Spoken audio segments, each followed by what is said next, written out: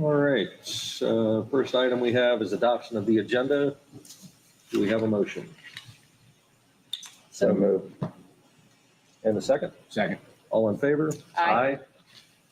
I'll restate the agenda items at this time. We'll have public input on non-agenda items. We have the consent agenda with 2 items, minutes and checks. Chief's report. Under unfinished business, we have a progress on Station 31 project and an update on the Beach District and on a merger study. On new business, we have an item, consideration for purchase of a stock fire engine. Second item is a resolution for the merger study. And the last item under the new business is purchase of property at 1101 Shrimp Boat Lane. And that's for our intended headquarters training and fueling area. Fire chief remarks, attorney's report, commissioner remarks, and we will adjourn after that. And also continue on for the rest of the day. We have our retreat today, so please don't forget that. Any changes to the agenda as stated? None. None. Thank you. At this time, we'll take public input on non-agenda items. Seeing none, we'll move to the consent agenda. Approval of minutes from December 13th and checks 48,522 through 48,563. We've all had a chance to look. Do we have a motion to approve the consent items? So moved. Second. All in favor? Aye. Chief's report. Thank you, sir. So, Chair, committee members, and the public, Happy New Year. So, we closed out 2023 with a pretty spectacular fireworks show. The folks that produced it took a moment to recognize the 21 folks who lost their life during Hurricane Ian by setting off 21 single white flares.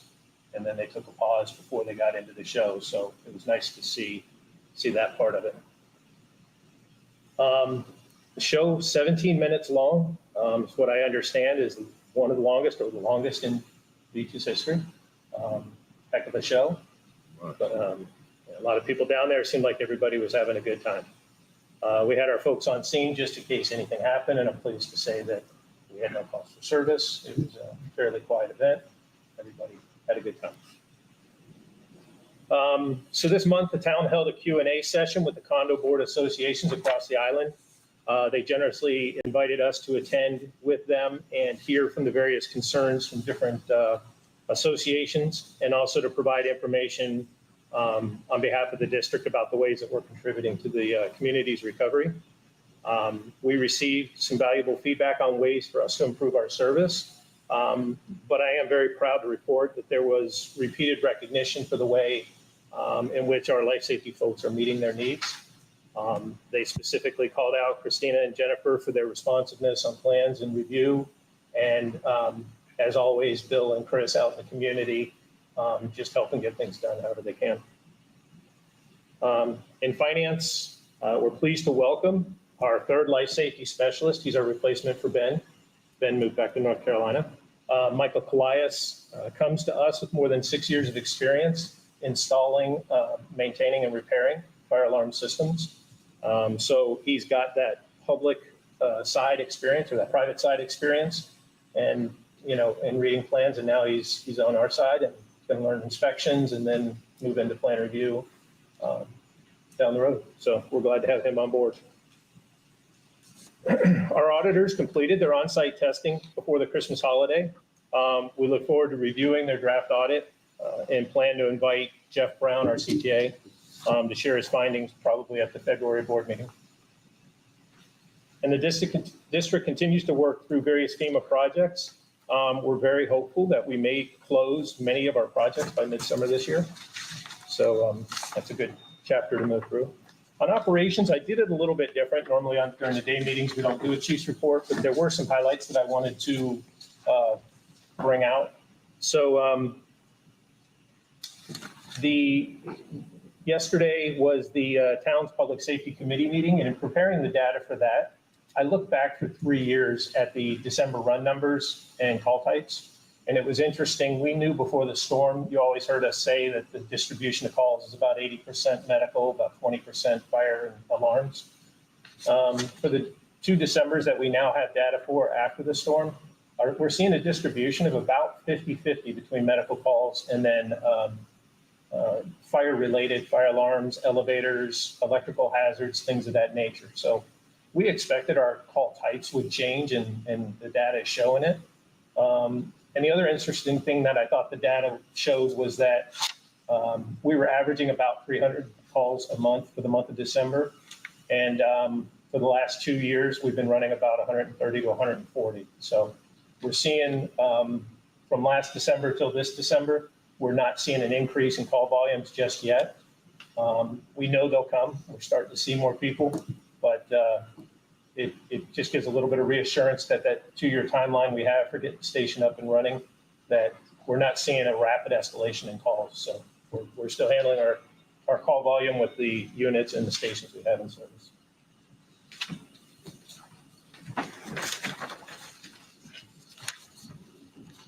Last year, I believe it started last year, it was discovered that all firefighting gear, jackets and pants, that part of our gear, regardless of brand, has the forever chemical PFAS in it. I'm sure you've heard of it on the news about it being in different products.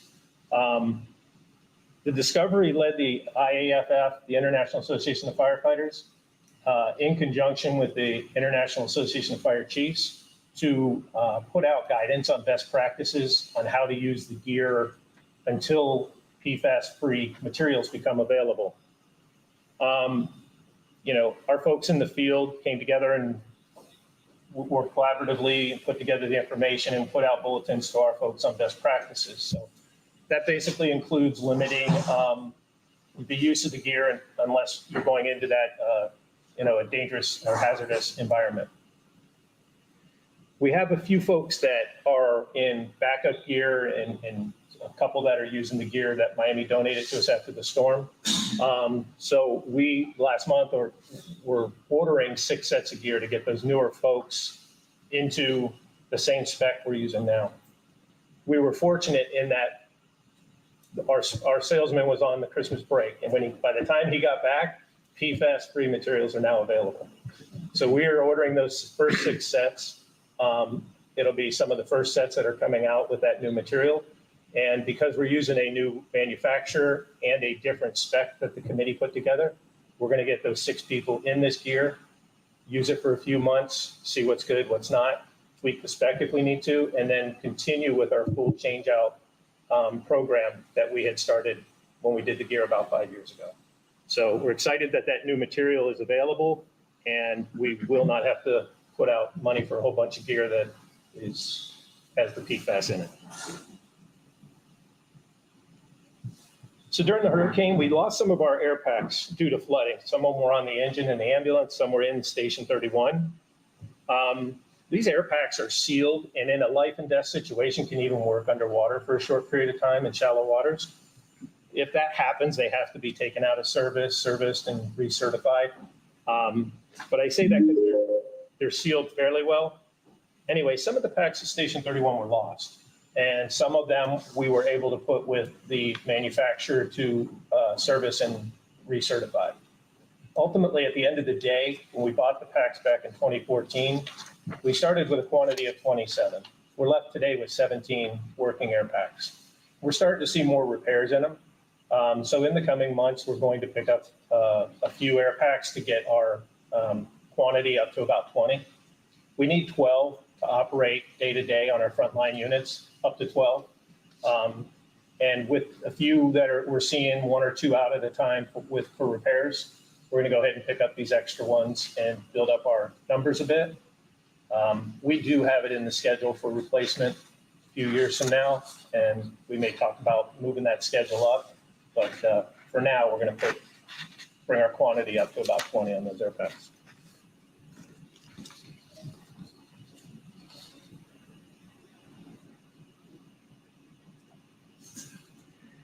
And then the last thing is I'm happy to announce that we'll soon be posting for promotional examinations. We'll be posting for all of our company officer positions That's lieutenant and battalion chief. We have one vacancy in battalion chief. And then with that promotion, we're only advertising internally. And so with that promotion, we will have one vacancy, a company officer right now. The list, when it's done, will be good for 2 years, and that should get us to preparing for the opening of the station as well.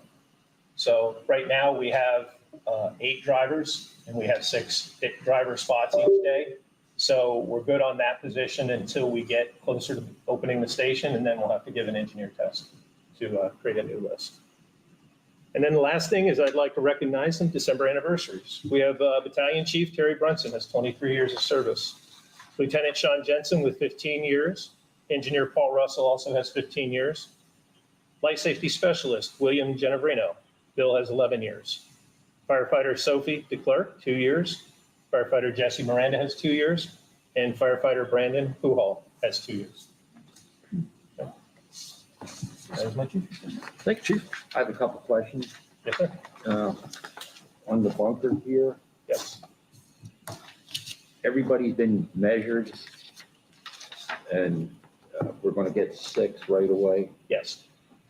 I'd like to see that increase to 10, Okay. just so we have more people using it, looking at it.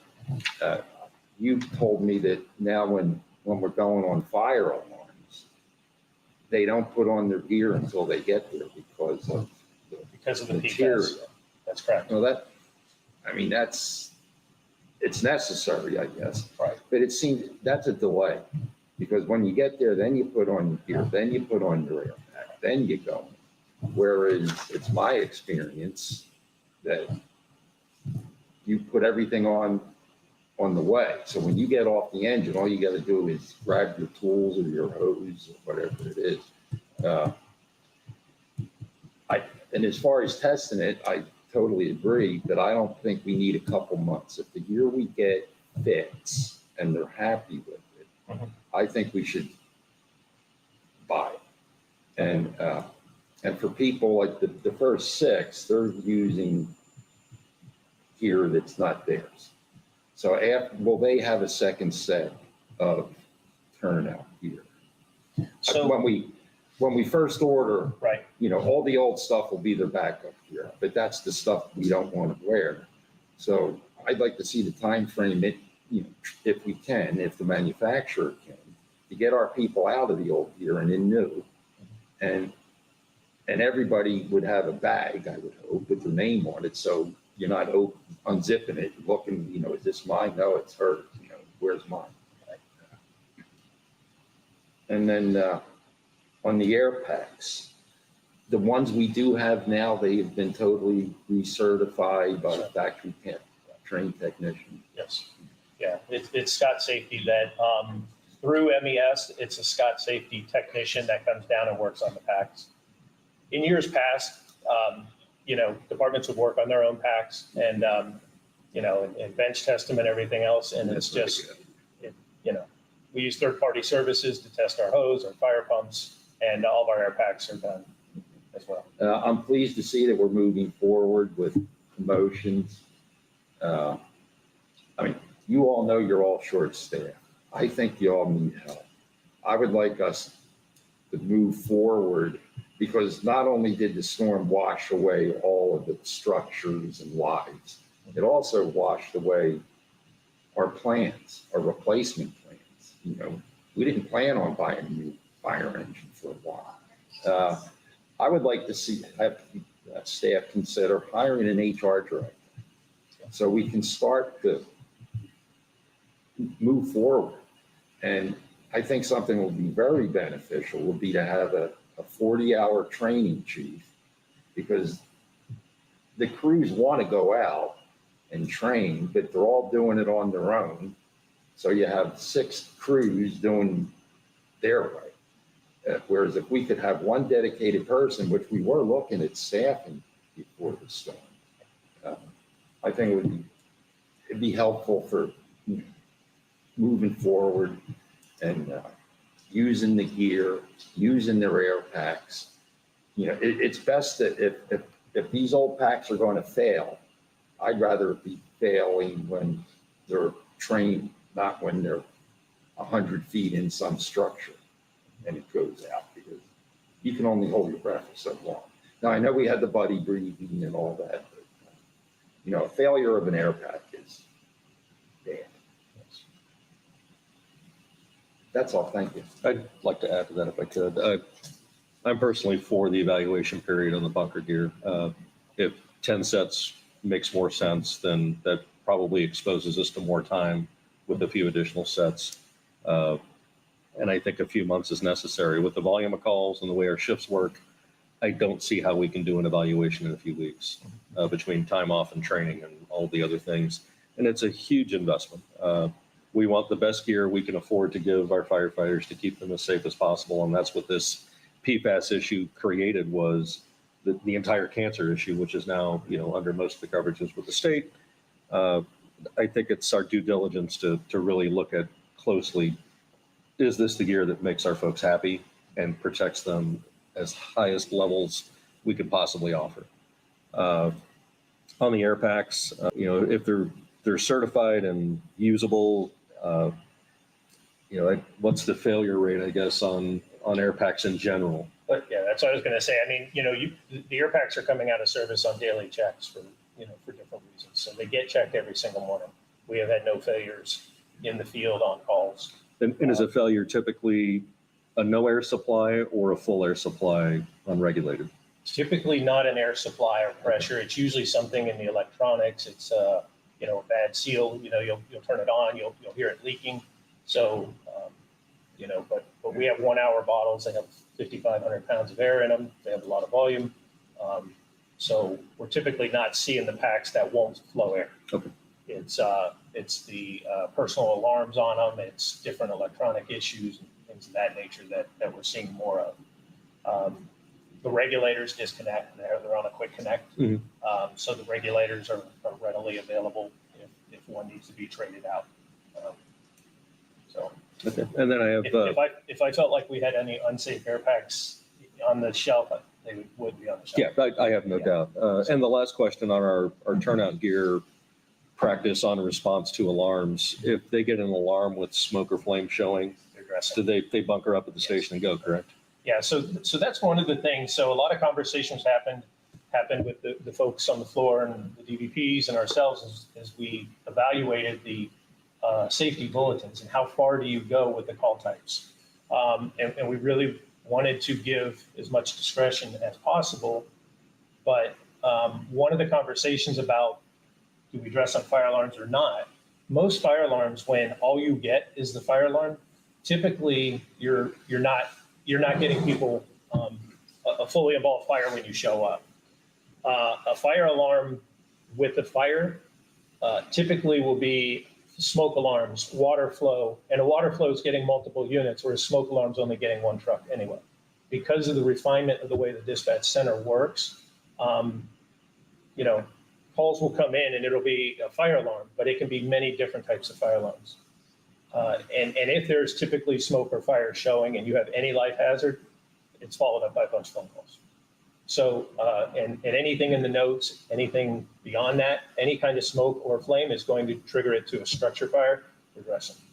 So I assume it's the same way if it's an auto accident, rollover with injuries, then you're gearing up. We usually get pretty good details by the time we're in the truck and rolling and looking at the screen. A minor accident, you're not going to have very many follow-up notes. A rollover is going to be announced. It's going to be in the notes and highlighted. So the high acuity vehicle accidents, we're usually getting indicators to some degree of that before we arrive on the scene. Great. Thank you. On the gear, just a little bit on how the gear is put together. The gear has 3 layers in it. It's got the outer shell, it's got the inner liner, and then it has a vapor barrier in the middle. The only thing I would caution in jumping to 10 sets is when in those 3 layers, the different materials will work together to accomplish like 2 main goals. One is how much heat the gear will shed from the body. And the other is how much radiant protection it will give from the outside environment. Those materials are layered together to make different specifications. we only have one, as far as I know, one material that's PFAS free.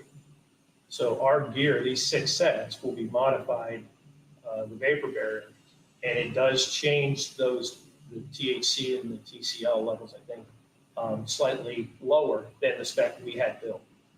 I assume other manufacturers are going to get their products out, and we may be able to get closer to our original spec 2 months later. You know, well, it'll be 4 months later because there's about a 8 to 12 week lead time in making the gear, And what's the cost per set average? about 4,000. Okay. So I can do 10 sets, but if we have the ability to tweak the spec back to what the committee wanted in the follow-up sets, I would caution about going too far into the total count. Can you remind me who makes up our committees for? Sure.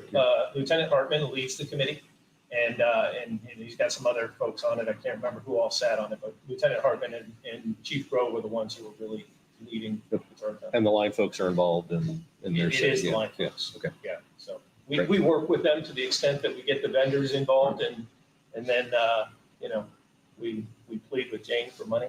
So that's about the extent that we're involved with the committee, but they're evaluating the gear, they're getting the demo sets and using them at training fires. And this is emerging technology, like it's literally new to the market Yes. worldwide, not just Florida. No, yeah, nationwide, Yeah. worldwide. Did the committee have a recommendation for the number of sets we purchase now? I don't know if Chief Army talked to the committee about the number, but we looked at the folks that we didn't have in our globe spec. And I believe that count was 6. So we have a couple that are using some gear that Miami donated to us after the storm, all certified and still within their 10-year lifespan, but not our globe spec that we bought about 5 years ago, if you remember. We did the wholesale purchase. Is Globe the new vendor? No, it's a different vendor. It's Firedex is the preferred vendor. And the spec was slightly different in the technical standards of the layering of the materials, but pretty similar in the heat resistance and the heat shedding capabilities. So all the manufacturers use the similar materials. It's how they put it together, how they stitch it, how they apply the Velcro, service, and stuff like that. So the Firedex was the preferred cut and feel and preferred vendor. So it is a change of vendor as well. I do have one additional question, Chief. All of our folks who are in the response model of work, do they all have the appropriate gear with backup sets to do their job safely? Our backup sets are shared. So if you remember when we did this purchase 5 years ago, everybody was going to be in a new set.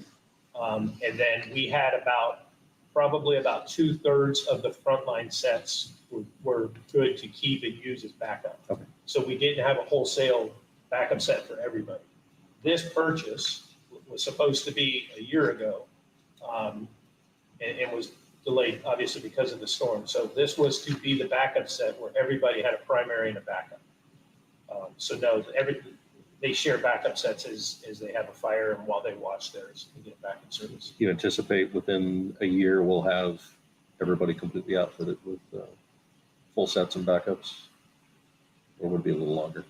Yes, now the backup sets so for example, the backup set for these new folks wouldn't be Globe gear.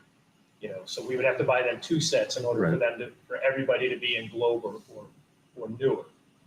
So some of those backup sets for those newest folks would be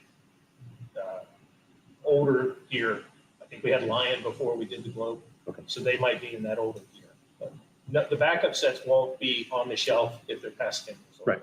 So. Good, thank you. What else?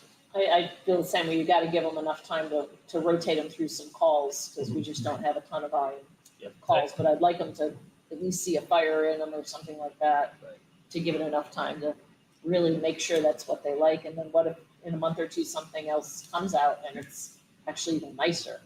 I want to get the best stuff that we possibly can, but when you're the first horse out of the gate, you don't even know if that's going to be the best item. So I want to give it a little bit of time. and let them try it. I don't have a preference whether it's 6 or 10, whatever you think, but let's make sure it's the right thing for them. There's a burn building in the county, correct? Yes. Now, if we waited for a structure fire on the island, we may wait. Right. Yeah, I think- I Chief think they need, when the gear comes in, and, it's gonna take a lot of coordination, but Can we get them in that burn building? get them in Good there idea. and heat it up and see what See happens. what they think. That's part of the plan. Chief Armiser is already talking with Benita, and they're willing to help set up a special day. The hard part with doing live burns is the number of instructors you need.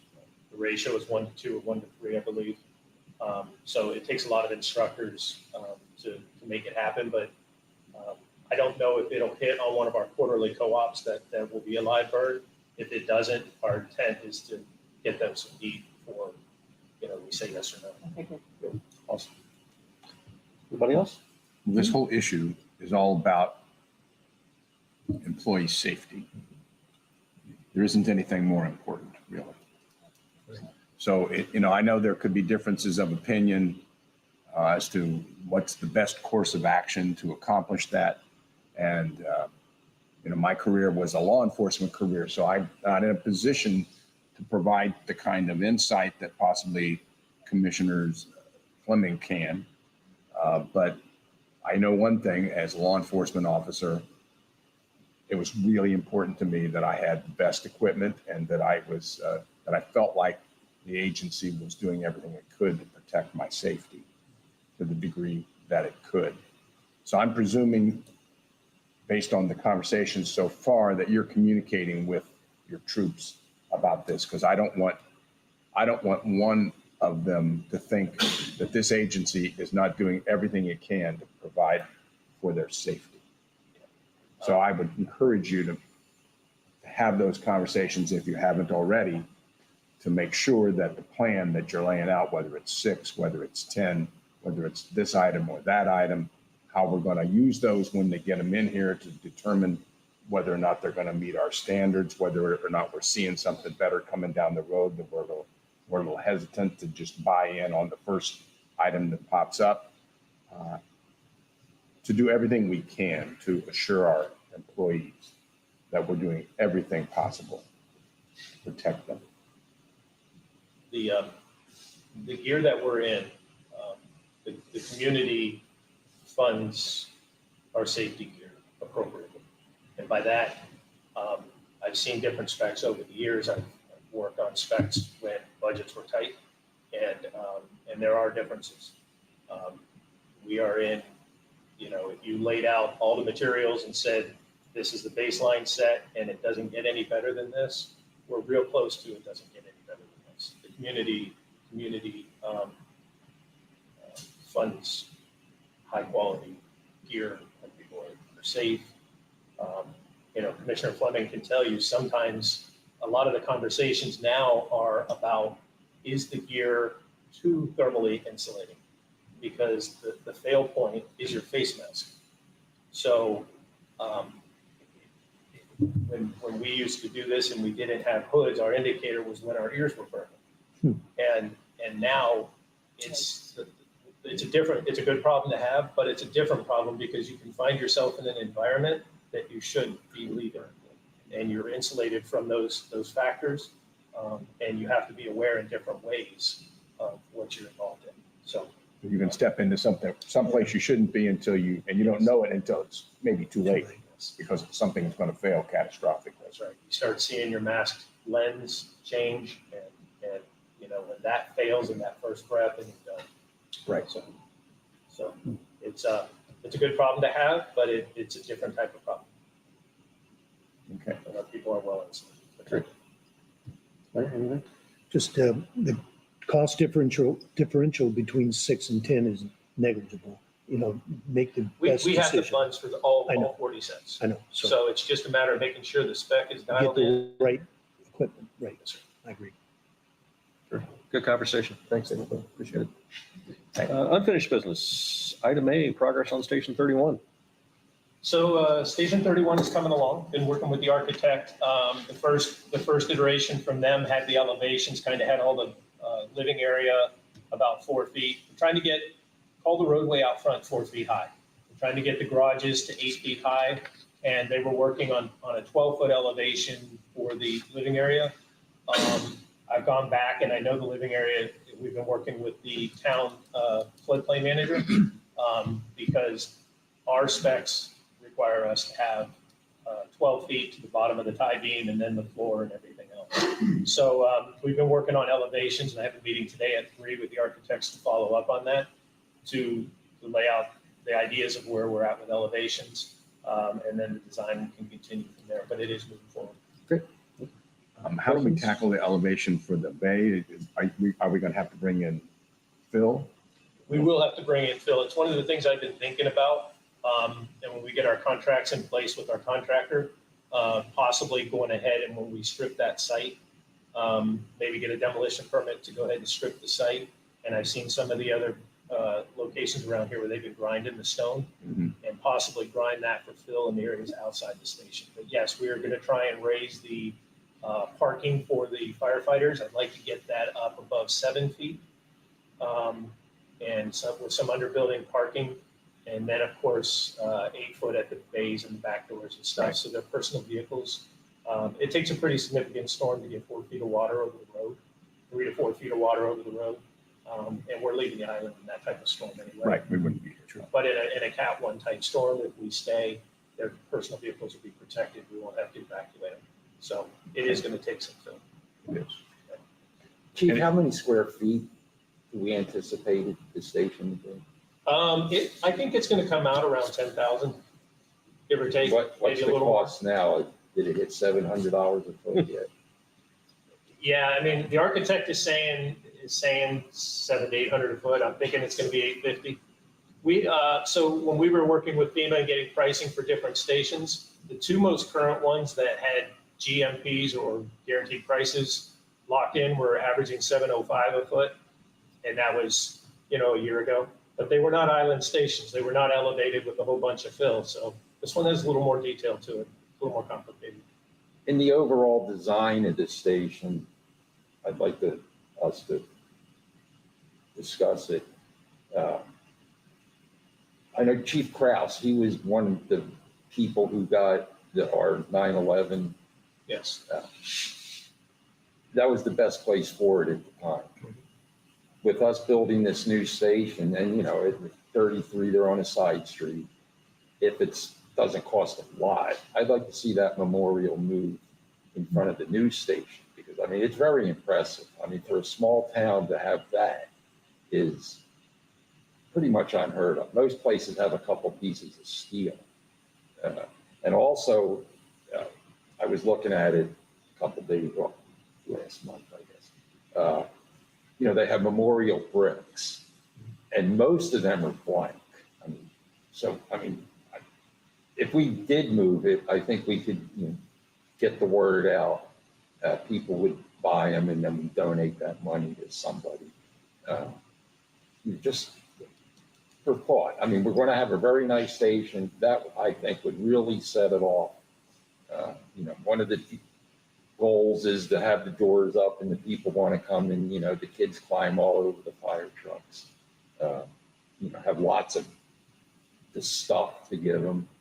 But to have that memorial there, I think would really, and maybe somehow incorporate the names of the people who lost their lives, like a plaque for them over here. That was on the list when we were doing the big 30,000 foot complex. And it might be easily doable, especially as we're dealing with the elevations and going from 4 feet above the road there, out by the apparatus bay. There might be an opportunity to put a wall in. And, as we know, anything that'll protect the building from stuff floating by helps. That's true. Yes. So Most of it's not for gone. that reason specifically, but it may be very doable. Thank you. Good idea. The elevation change from the bay to the street is not going to create, are we going to be able to be back far enough that it won't create a problem for apparatus in now? Yes. So splitting the lot in half gives us about 250 feet of depth. That property is about 200 by 500, give or take. So we're planning that front driveway to be 80, maybe 90 feet. It should be That'd be very gradual. Yes, very gradual. Okay. it'll probably feel similar to Station 3. As long as it's not like the old 31. No, it won't be that steep. Straight up and It down. won't be that steep. Thanks, Chief. Thank you. Next item we have is update on the Beach District and the Iona McGregor study. Yes, sir. Not a whole lot on this. Mr. Salzman and staff are working together and we're getting a RFQ draft drawn up. It's the first step, and then we will get that together, work through it. I'm sure Iona's attorney is good with it and get it ready for publication. And that RFQ is going to be a shared cost between the two districts? It is. Is that Shared an equal cost. split? Yes. Okay. It's to do the study. All right, so I guess we're on the new business. Item A, consideration for purchase of a stock fire engine. So the reason for a stock fire engine, in the months past, we've been talking about the committee and how they've been working on a spec for a fire truck. And a few things that have come up in the committee's work is they've decided they'd like to try a top mount pump, which basically means instead of the operator standing on the side of the truck, all the controls are on a crosswalk behind the cab of the truck. I grew up on them. They are beneficial and for the operator to see the whole scene. Often that operator is a second set of eyes for safety. So the committee is working on that spec. The downside with a truck like that is it does increase the wheelbase, which decreases maneuverability. So, work with manufacturers and try and get the shortest truck you can, the most maneuverable truck, to do all the things you want it to do. The other thing when it started with the committee for this is we had discussions about the height of the new buildings being built. So a month or two ago, one of the trainings that was assigned was for the folks to go out, find these new buildings being built, houses and stuff, talk with the supers and get permission to put ladders up. Our current ladder and the typical ladder complement on fire engines is 24-foot extension ladder and a 14-foot straight ladder. We call it a roof ladder because it's got hooks on one end, so it can hook over the ridge. What we found, and what we suspected could be the problem is these higher houses, 24-foot doesn't make it to the third floor railing or typical window sill. But a 28-foot does, and a 16-foot does help us get to that first balcony level and maybe even the windows on older houses. So we set out to design a truck that fit those specs. And what we found in talking with the manufacturers is that most of them are running anywhere from 38 to 42 months for a custom truck to come off the production line. That doesn't fit with our timeline. So that caused the change in thought processes. Do we pick up a program truck or a stock truck? Which is the way we acquired the current reserve truck years ago. So that program truck is a fairly typical side mount pump, very similar to engine 32. However, we would need a ladder rack on the outside or some modifications to hold the longer ladders. The conversation for today is those program trucks or stock trucks are limited in supply. When they come off the lines, there's a lot of people looking for those vehicles. Sutphin, Commissioner Fleming has a relationship with the family and was able to identify a truck that was slated for department and it didn't work out and was available. It's very similar to engine 32. However, it has that same 24-14 complement on the ladders, and it would leave us wanting for the new spec, I guess. Talked to different manufacturers about the potential to pick up a stock truck in an 18-month time frame. And while there's not many of them out there, they do come along. So it is a possibility that we will be able to get the truck that better fits our spec as far as ladders go in the time frame we need. So we have in front of you today, and I know we'll open it up for comment, but we have in front of you today a truck that is readily available. It's very similar to engine 32. and would have the 2414 ladders. So. Okay. Also, if you're interested, we do have the local dealer, Dave Stonage is the local Sutphen dealer that has that truck. So if you have any specific questions for that truck or the possibility of other program or stock trucks, he can help us out. Do we have a price on the Sutphen that's? I believe it's right around 900,000. Now, we haven't talked with Dave about, I believe it's white over red, so it's all red, so it would need some paint. And then like any other truck, it would need mounting equipment and stuff, but that's typical for any truck. I guess since Commissioner Fleming brought this to the agenda, we'll let him open. Other than the ladders, what is this and this?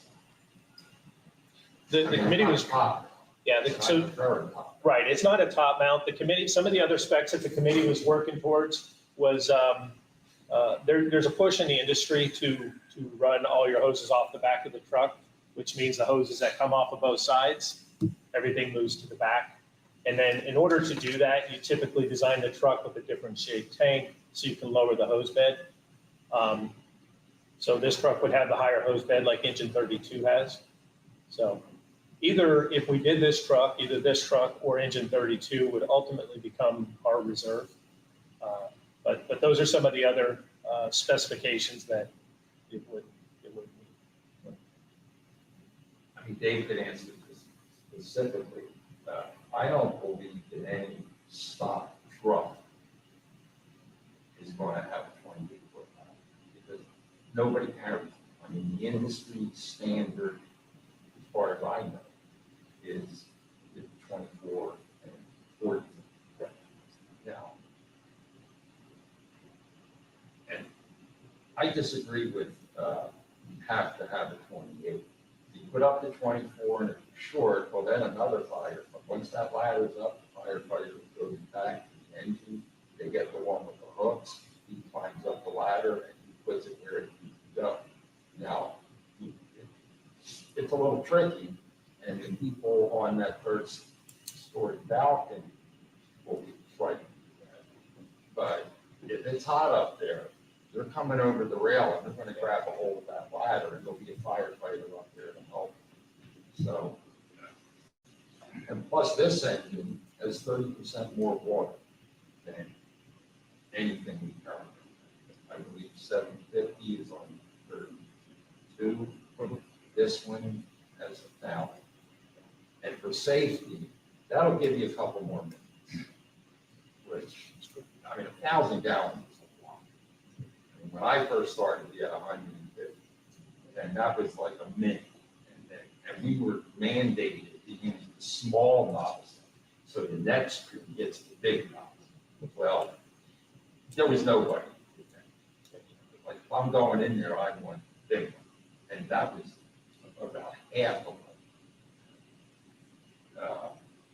I'll say that an engine in the station is better than 2 engines, maybe down the road. I think this engine is not perfect. We want a top mount. Well, that's 3.5 years out. I think this would just be a good buy for us. This engine next year will be well over $1 million. 1.1, 1.2.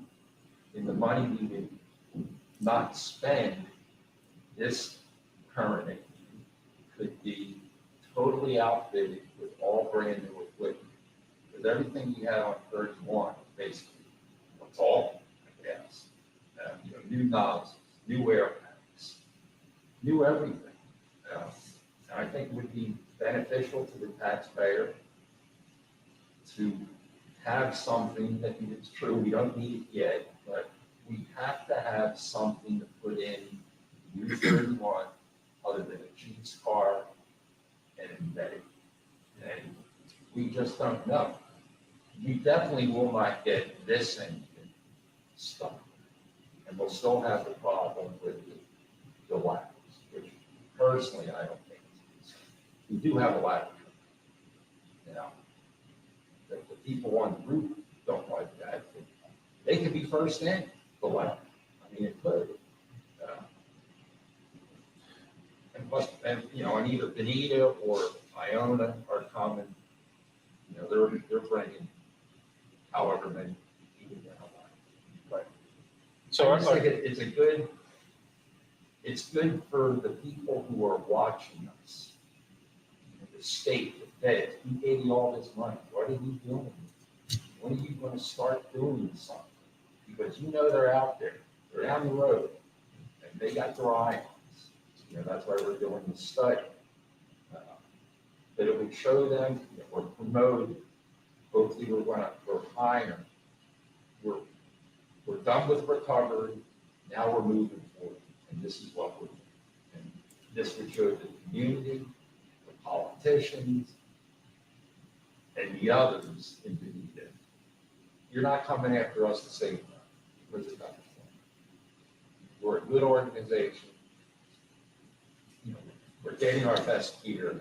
This engine isn't exactly what we want, but anything that comes off the line will be less than this, and will probably cost about the same amount of money as this, with nothing on it. So they're good points as far as talking about a truck that comes off the line having less features. So for example, this truck has the coffin boxes up top like engine 32 does. The feedback from our folks is that they're hard to get to. They really don't carry much in them. So while that is an added feature, it's one that we haven't found being used a whole lot on the current engine. The other thing that I didn't be clear on is that in our cap plan, we had engine 31 replacement was in there.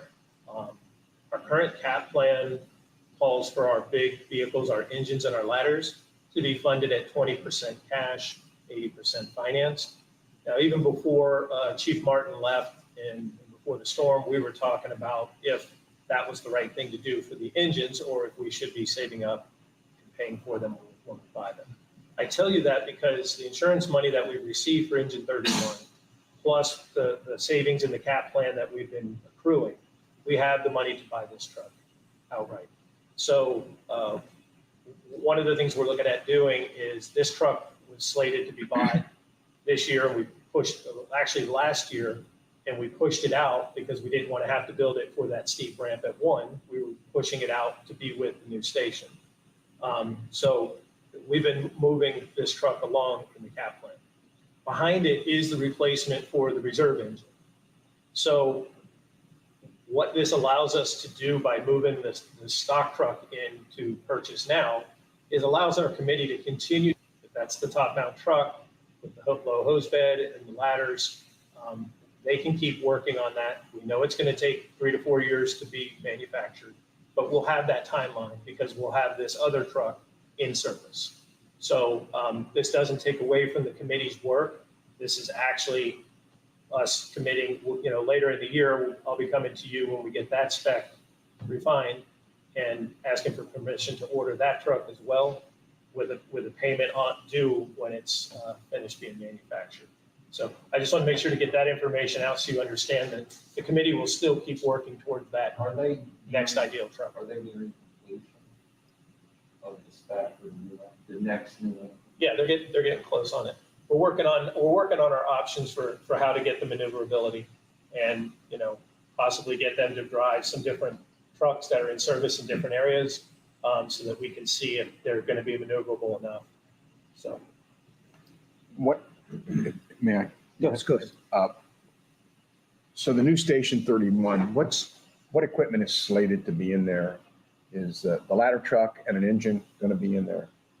So in my mind, it will be a ladder or an engine. Now, the question is, will the ladder truck be the better unit in this area to run out of that station? I don't know if it will be because of maneuverability. That's some different discussions, but I believe it'll be a ladder or an engine that'll be in that station. Only one. Yeah. One or the other. One or the other, but not, it's not going to be large enough to handle both. It would be large enough to handle it, but my intent for Station 1 is it has a ladder or an engine, an ambulance, and a battalion chief. So, and they, it puts the battalion chief central to the Right. district, and it brings, I'd like to see both of our ambulances on the island. Sure.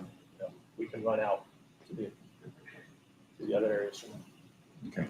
So this engine then, how is it going to be utilized between the time that we start building the new station and it's finished? In the interim, we're going to be buying this now. Well, Is that part of the plan? to And buy so if we one take delivery of this truck now, I'm looking at somewhere between December 25 and our deadline of March 26 on the station to open.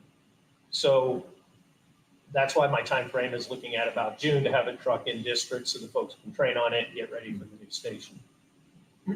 Any truck we buy now pushes a truck outside. So engine 39, our current reserve would have to be parked outside somewhere. Can we shelter it, some kind of a temp shelter? Yeah, But this truck is, to answer your question, would be, it could be put in service and engine 32 could be parked so that we could use it, get used to it.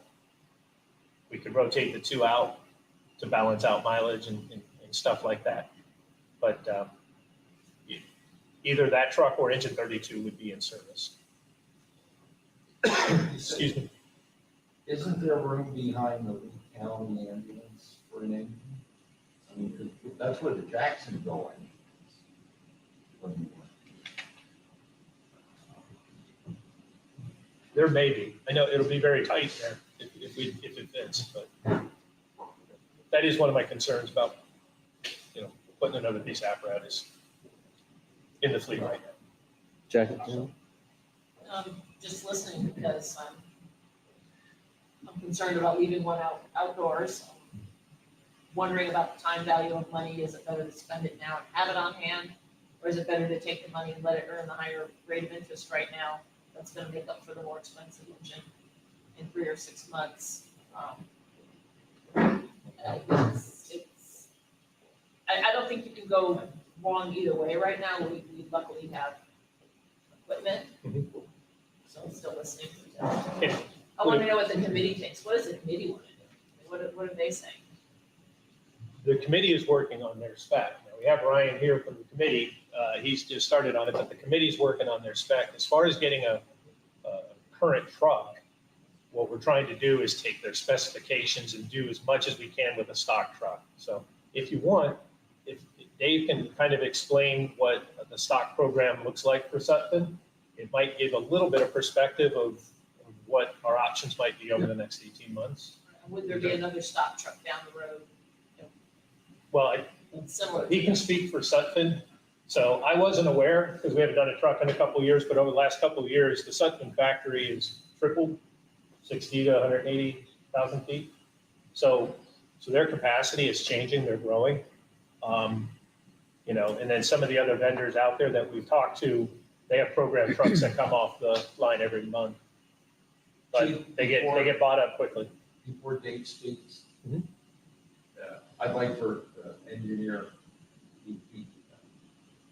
Gordon, will an engine fit? If we end up with this Sutton engine today, does anything other than a pickup truck, have to be parked outside? Well, previously, the Jacksonville unit was behind the rescue unit at Station 32.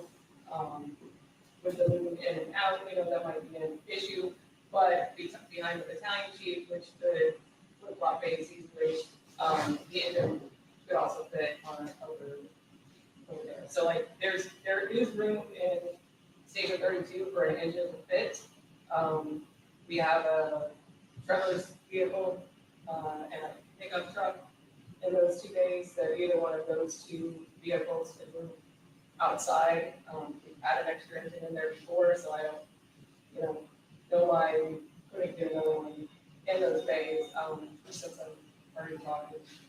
I did want to say that for the program truck, the guys on the floor we have no objections to the truck that's been presented. There are some huge advantages to it. The 1,000-gallon tank is specifically interesting and exciting for us because we do have areas around here that are extremely long ways. That gives us, extra water in the beginning that decreases time. Our trucks that we run right now are frontline trucks, Ninja 32, has a 24-foot ladder on it. It have to be retrofitted, with a 28-foot on it. When we were doing our training, we realized a 24-foot ladder does fit to the balcony level floor of a lot of the new homes that are as they're being built. So, maybe we have to change our tactics, we'll get more new skills. But, when we get the one with the engine committee has worked on with 28 foot, of course, it's going to be yeah, we also have, as someone mentioned, the ladder truck, and it carries a 35-foot ladder. The engine on the spec truck is coming in the next 460 diesel with workhorse. So there's not going to be any issue with like power coming out of that without that engine. And currently, right now, if something happens to one of our frontline units, we are in the engine 39, which was bought as a backup truck to begin with. So we have very wiggle room of just worst case scenario thinking, where we still maintain ourselves in our own vehicles at this point. We pull out a station, with some wood, dump the wood, somebody T-bones us, we're in our backup truck, and we have nothing to go into. So any unit that we can get is an improvement over our current situation. I think the last thing that we need to be doing right now is driving around an Iona and a Stero and we need a truck because something happened either mechanically or physically to one of our units that we're in. So, and as far as the spec goes, from the engine committee guys, I believe the Pierce spec is done and they're swinging on a couple more bids. They've submitted it, it's listed, and they've submitted it at this point. So, correct. Yeah, so they're pretty much, I would say 98% completed for the engine committee spec on the new engine that's going to take up to 4 years. Thank you. Can I make a comment? I'm trying to picture not having ever seen the two ladders, a 24 and a 14, and you're hooking. That sounds like a nightmare to me. Is that safe? You go up one ladder and then you carry another one and go from one to the next? Pardon? Okay. More than a top tier side of it, from the outside, more above you, climb up. No, that is a safe. So really, it's kind of like would be used almost like the last station. Oh, maybe I just gave them, our complement of ladders includes a 24-foot extension ladder and a 14-foot ladder, not that we bury them together and use them something. Yeah, No. it sounded like that Okay. to me, and I thought, That's what Commissioner Fleming was insinuating. Yeah. With You his can time. go the rest of the way with the 14-foot. okay, So we don't really. okay, that's good. And can I clarify, so this particular spec truck that we're looking at would be acceptable and would be something that the group feels like would be useful in the short term until the new truck comes in down the road? I have not heard any objections. The specs have been in the stations for a few, probably like a week or so now. Everyone's looked over them. Of course, there are some things, like anything that you buy that you can build yourself that, aren't exactly what we, would want, but they're not deal breakers in the terms of what you might need, like there's that difference between need and want, and we're gonna get what we want with the spec build that's gonna take 4 years, and we're gonna get what we need with the program truck, which is a good, a safe, functioning, workhorse of an engine that we can represent and deal with, so. And then the truck that we have that's, Mr. Yuchi, the one that we're currently using, that would then become the backup truck. Or you would interchange this new one and the other one that you're currently using.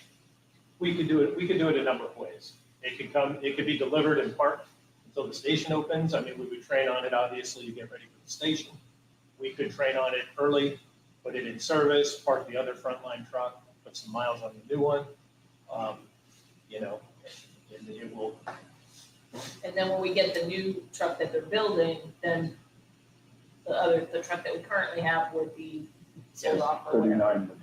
39 would go away. Would go away. The current 39 is a 2004 truck. And it'll go away once the second new engine shows up. Yes. What I think we don't want to do is buy a throwaway here, buy this one now, and then a year or so from now, oh, well, it's not, the ladders aren't long enough, it's an interior ladders, you know, that, we can't afford that. Well, So is this what valid? what it's going to do is the limitations of the current engine with the 24-foot ladders, with the new buildings that we're building. They're right, any third floor window or balcony will have to wait for a ladder truck to arrive. So, versus if a different spec truck has the exterior ladder rack, then it'll hold 24s or the 28s, the 28 foot. We're doing that now. Anyway, The current one will not hold a 28. Now, the one that's here for consideration today will not take the 28. The interior of the truck, because the ladders are inside like they are on our current engine, and modifications can't be done to that current truck. but that's the situation we're dealing with now anyway, right? I mean, we don't, It is, we but have to you're, wait for the other truck to come with the bigger ladder anyway. right, but then you're putting another new truck in the fleet that'll be in there for 15 years with the wrong ladders. Wrong ladders, yeah. That's why I say a throwaway, I'm rushing to buy this. And then- It's not a throwaway, it's what we purchased in the past, but because of the storm, now we're looking at these ladders. Yes. I understand, And but it would be I back think up. the water far outweighs a ladder that's good. I mean, if the crews can train and overcome that. But if you can't get the hose up to the balcony, the extra water's not gonna be any good. Maybe. It's not- Good. Front door may not be, accessible. There's always scenarios. I have a couple of concerns. What's our timeline with engine 32 currently on its expected rest of life before it goes to reserve? I believe. Probably going to reserve in 29-ish. Okay, That was at 17? so it has a lot of life left in it. Yes. So we're not seeing it falling apart next year or becoming a maintenance hurdle that we can overcome. Yeah, it's a good question because we had a time where we had trucks breaking down all the time. I mean, it was crazy. This plan actually accelerates the next truck a little bit. Well, probably not with the amount of time it takes to build it. And But then, we're definitely on schedule with our cap plan. I want to stay mindful that we're not gonna, especially with everything that's happened now, fall behind so that we do have trucks down the way that are breaking down engine wise and other things on them. That's something that I just remember acutely before. So. and program trucks do become available occasionally, depending Some on vendors manufacturing monthly. frequencies. Some vendors monthly, it depends on how big the vendor is and how many the building. So there's There no, was a time a year or two ago where it was all, I mean, with supply chain and everything, I don't know if they would, any demos. and if our Remember back when we couldn't get chips in metal? Right. Yeah. if our new spec truck is going to be a different manufacturer, a different engine, would we not be better off going with something, when you look at training and familiarity between units, if we're moving in a different direction, are we better off looking at a stock truck off the line from what we anticipate may be our future manufacturer? Yeah, I mean, and that's the thing, it's going to be the availability of the truck. We're in a position where we're ready to jump when it comes available. For all I know, the right one could come up next month. Okay. And, But if they and not, but it could come, and it's, I'll take any bets that anything that's stock will not fit a 28. it would have to be an outside ladder rack. And those are not, and those are adjustable. But then, It's the same ladder Our- rack for 24, 28. Yeah, it's just, you have to be mindful of your overhang. I mean, it's all about the length of the body that goes out back to the truck. From the top module, the length of the body back to the tail end. So if that body is a 10-foot body, and you're gonna put a 28-foot ladder on it, that press is 16. Problem is, the 28-foot ladder press is 16 feet 3 inches. Okay, so those fire trucks are about a 12-foot body length. So that's why I can't go in the chute, because it would go into the pump module or hang up from the front. If you put it on a ladder rack, you just have to be mindful of that. It's also not going to be in the body. It's going to either go over a pump module or it's going to hang off the back. You're going to go into the top module, the firefighter's going to be up there. The ladder can't go over the front because obviously it'll go right into where the operator is. Now you're going to have a ladder over the back. It's not that we've never put 28s on a fire truck, we have. But the complement on a pumper is 24, 14, 10. Complement on a twin is 35, 24, 16, 14, and 10, 85 foot ground ladders, and then a complement on your big ladder truck is 133 feet down. Your ISR NFPA tells you have to have X number of feet for the ground ladder. How do you configure that for the fire department? But traditionally, here's your track, the 24, 14, 10 pump. To give you a little bit of scope about what's happening in our industry is, I've been in this 35 years. Obviously, I've been down here selling trucks since 2002. I sold you that 2004, which, by the way, was supposed to be a reserve truck.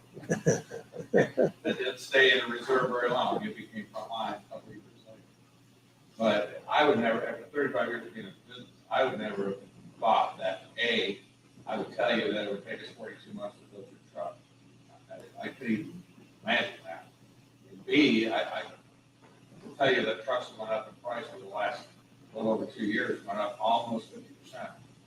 It's another thing that I can't get my arms around. And they're not stopping. We're seeing price increases every 90 days. Price increase. So even if you can put money away at 5 or 6% annually, you're not keeping up with the trucks going up. You're not even close. To throw fuel on the fire, 2026, EPA is making us change the engine packages in all the trucks, and that's about $100,000 price increase just for that engine package. As all manufacturers, we don't even have the engine package that we're going to be required to put in the truck.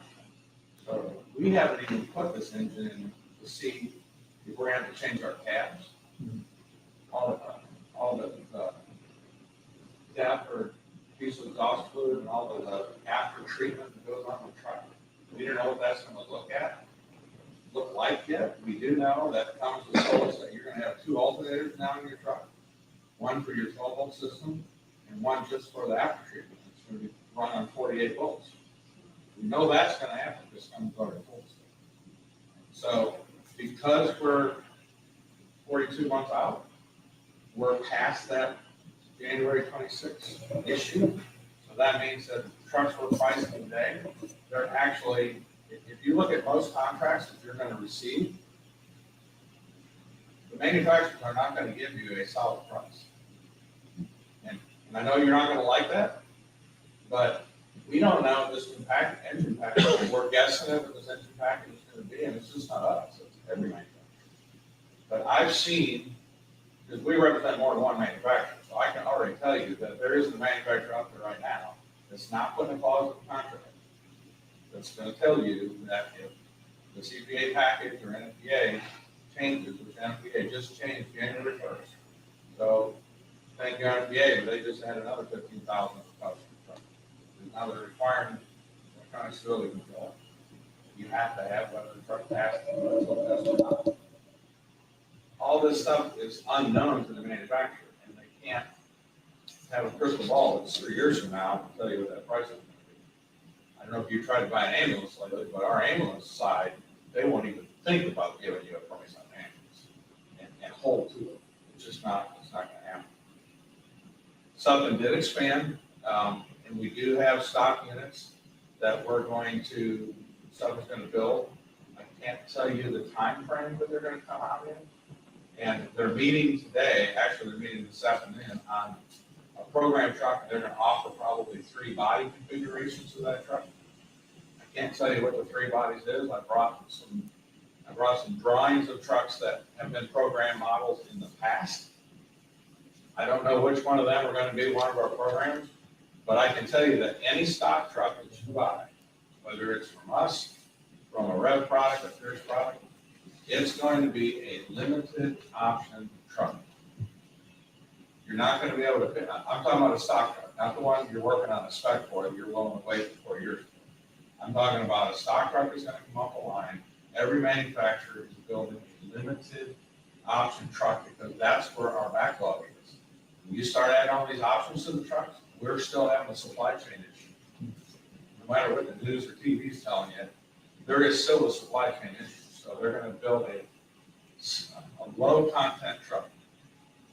We might have a truck available July of next year. I can't sit here and tell you that I'm gonna guarantee that there will be one available. It may have a 750 water, it may have 1,000 water, I don't know. This truck just became available 2 weeks, it's coming off the line actually this week. And I can tell you that it won't last but a few days when we put it on the open market. Because demo trucks right now are a hot commodity because a lot of people, if they haven't got to a vendor or they haven't bought a truck in the last 2 years, I can tell you that when I tell them that when you're at 42 months, they look at me like, what did you just say? Because they're used to having a fire truck in 14 months. That was our normal turnaround of ordering the engine, ordering parts in the 14-month turnaround. That's not what we're dealing with. So, if you got any questions, we'll be happy to answer them, but, we would love to, if we could do a stock unit, I'd love to do that too. I can't guarantee you that. What would be the price difference between this engine that we're talking about today and a possible stock engine in July or August? This one has a lot higher content of options in it. It is a really nice option truck because it has 1,000 water, it has a 2,000 gallon pump, it has 3 speedways similar to your engine 32. It's got a lot of nice scene lighting on it. It's got hatch compartments on it. It's got a bigger cab, 73-inch cab. If I repriced this truck exactly today, it'd be $1 million or just a little lower because we're dealing with pricing when they did this truck Right. about a year ago. So this exact truck, if I reprice it today, would be a little over $1 million. So you're saving about 110, 120,000. I can probably decontent a truck down to the same price at 900,000. You just won't have the options on it. Okay. Any other questions? Chief, what's your feeling recommendation? I think from talking to the different vendors, different manufacturers, that we will be able to get a stock truck in the timeframe with the ladder rack that'll let us carry right ladders. So, I heard Commissioner Fleming say that you can put a 24 up and then use a 14 to hook to the railing or whatnot. But if you can't get to a 3rd floor window, most of ours are hurricane glass. If you can't get to it, you're not getting into it. Where older single pane windows, you could throw a roof ladder through the window, break it, and let it hook. I think it's a different animal to try and think that we'll do anything on the 3rd floor with a 24-14 complement. So if we go with that complement of ladders, it's, we live with it for 15 years. So with that, I would recommend that we continue looking for different program trucks, stock trucks that will meet our needs. So what's the most important? I guess it comes down to what are the most important features on the truck? Is it the ladder the most important thing? Is the bigger water tank the most important thing? Is the bigger cab the most important thing? Is the engine? So the committee is extending over engine 32. The committee is extending the cab, but a lot of these program trucks are coming out with a little bit longer cabs anyway. They all have ladders. They all have tanks. A lot of the program trucks that I have seen in the recent past have 750 or 1,000. And actually 1,000, I think, is probably more, what I'm seeing may be more common than 750. So, 750 on a urban fire truck with hydrant systems is a good amount of water. The other thing you got to keep in mind is, it's 8,000 pounds of water up high in the air. So it changes the behavior of the truck. Your center of gravity, when you put 250 gallons of water, is 2,000 pounds. And it's that much higher up in the air. In a 1,000-gallon tank, we'll raise up the hose bed where the committee's trying to get a lower hose bed. So I think a program truck that had 750 to carry the longer ladders would get the hose bed lower and closer to what the spec the committee's been working on for their spec. I guess I'd like to know if the committee would rank all the different features. I mean, this particular truck has some extra stuff on it. Maybe we put it on ours, maybe not, but what does the committee rank as the most important things? What features? Our problem is going to be timeline. Yeah. This truck is being held for us for this meeting today. And that's amazing. So if we decline this one today, then where does that put us while we're waiting? We're just kind of waiting and Us and the committee will keep working with Dave. We'll work with a couple other vendors. We will put that program, that stocks back in their hand and say, as your trucks come available, try and grab us one. what happens if then we don't have another stock that comes up in a year for next year or so? Where does I that think put worst us? case scenario is we end up with a truck with 2414 ladders a year from now, a year and a half from now. We end up right back where we are today. At a more expensive price point with maybe some less stuff on it. Probably wouldn't be a more expensive price point, but it would be a lesser truck. Like Dave said, this thing has a lot of extra features that a typical stock truck doesn't have. Right. And are those important? It'd be very similar to what we've had on the Engine 39. So it's important and familiar. Just to add one comment, and for our reserve unit right now, our truck's off the island being repaired. So the truck was actually in our reserve unit today. It has 109,000 miles on it. So they're, I believe that, obviously research should be done and educated decisions should be made. But there is a timeline here in us having another vehicle. You guys have seen the island just getting busier and busier. I have a feeling we're going to get the presence with the department in the middle of this island before we're ready, regardless of how things go. And having a decent engine, whether it's one president today or something else that can be, brought in quicker, is probably, for us, we feel that that's important. We also feel that we manage all the time in strange situations to use the equipment that we're given to succeed at the mission that we are paid to do. So as far as the 24-14, it will work itself out in the end. You're going to be hard pressed to get the 24 to the 28. You're going to be hard pressed in some of these structures to get to the second with the 28, just by the nature of the beach, the landscaping around somebody's house or the angle of the, lot. These things all come into play. So there is no one perfect ladder. There is no one perfect complement. As we've said a million times before, we have mutual aid coming from other sides, more ladders. We have our ladder truck itself here for those hard moving places. So, for us, we that's what the most important, or for the community, what the most important equipment on the truck is, one, I don't want to put my own horn, but we are, and then second, the water hose, and equipment that we can bring in to save them if they're in the worst case scenario. So, I'm not sure that any of us believe at this moment that the 28-foot is a total deal breaker for the truck. Or we make it, less worthy to us in the long run.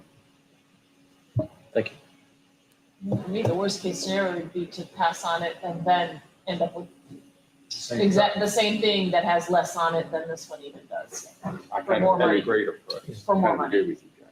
That's, to me, that's where this weird world we're living in, that's kind of stuff that's making me make decisions, even in my own personal rebuilds right now. I'm doing with things that maybe aren't exactly what I want, but I'm concerned about what's gonna cost a month from now if I don't. So that's, and with interest rates going back down, any return on the money that we have in the bank or whatever right now is foreseeably not gonna last. So, and we can't, to your point, it's not even gonna keep pace with what the prices are going up anyway.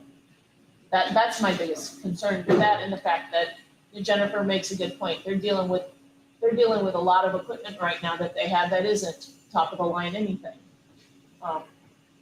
It'd be nice maybe to give you something new to have to help in your mission. So it's kind of, and I'm actually kind of changing how I'm thinking about all of this too, because of discussion. So your input was huge. Chief, what's the long-term financial impact if we bought a truck today? As far as accelerating the other timelines and apparatus replacement? Buying a truck today won't hurt. I mean, long-term, the cap plan is in place, the money from Engine 31, the money is there to buy the truck today, next month, month after. So we basically have, a dozen shots, with trucks coming out every month, to get a stock truck. I wouldn't sit here and say pass on this truck if I didn't. I have to believe that we can get a stock truck that will check off some of those specifications for the committee and the work they've done, that this truck doesn't. So I hate to buy something just because it's on sale. I mean, unless I truly need it. I it's- feel like at this point, we don't truly need it. We're still 6 to 12 months, but that's, it's from the outside. What do you truly need? Well, our two frontline trucks are 2018 and the 2020. Right, and currently. And the truck is out of service. It's getting routine maintenance. It's getting cleaned up from the high water. It's having its pump service, its ladder service. It's, so, and that's why, they're in a reserve truck. But the reserve truck is just that. It's a reserve truck. And it would continue to be a reserve truck. Essentially. Yeah, And that it'll would be only the- continue to be a reserve truck. Well, whenever we get the program truck in, then 39 won't be the reserve truck. They'll go into the program truck if a front line breaks down. But then once the station opens, the timeline between the station and the new spec that the committee has worked on, between that timeline is when the old 2004 could be used as a reserve again. So it could be 3-4 months before a truck comes, up that we grab that has that outside ladder rack that lets us put the bigger ladders on it. It could be 6 months. I believe between the different manufacturers that another stock truck will come up in the next 12 months. I go back to, yes, it is on sale, fire sale, actually.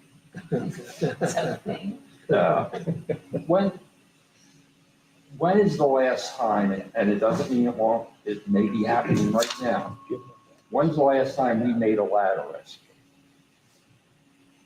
On the island, or in the district? I mean, that's pretty rare. I mean, fires are rare.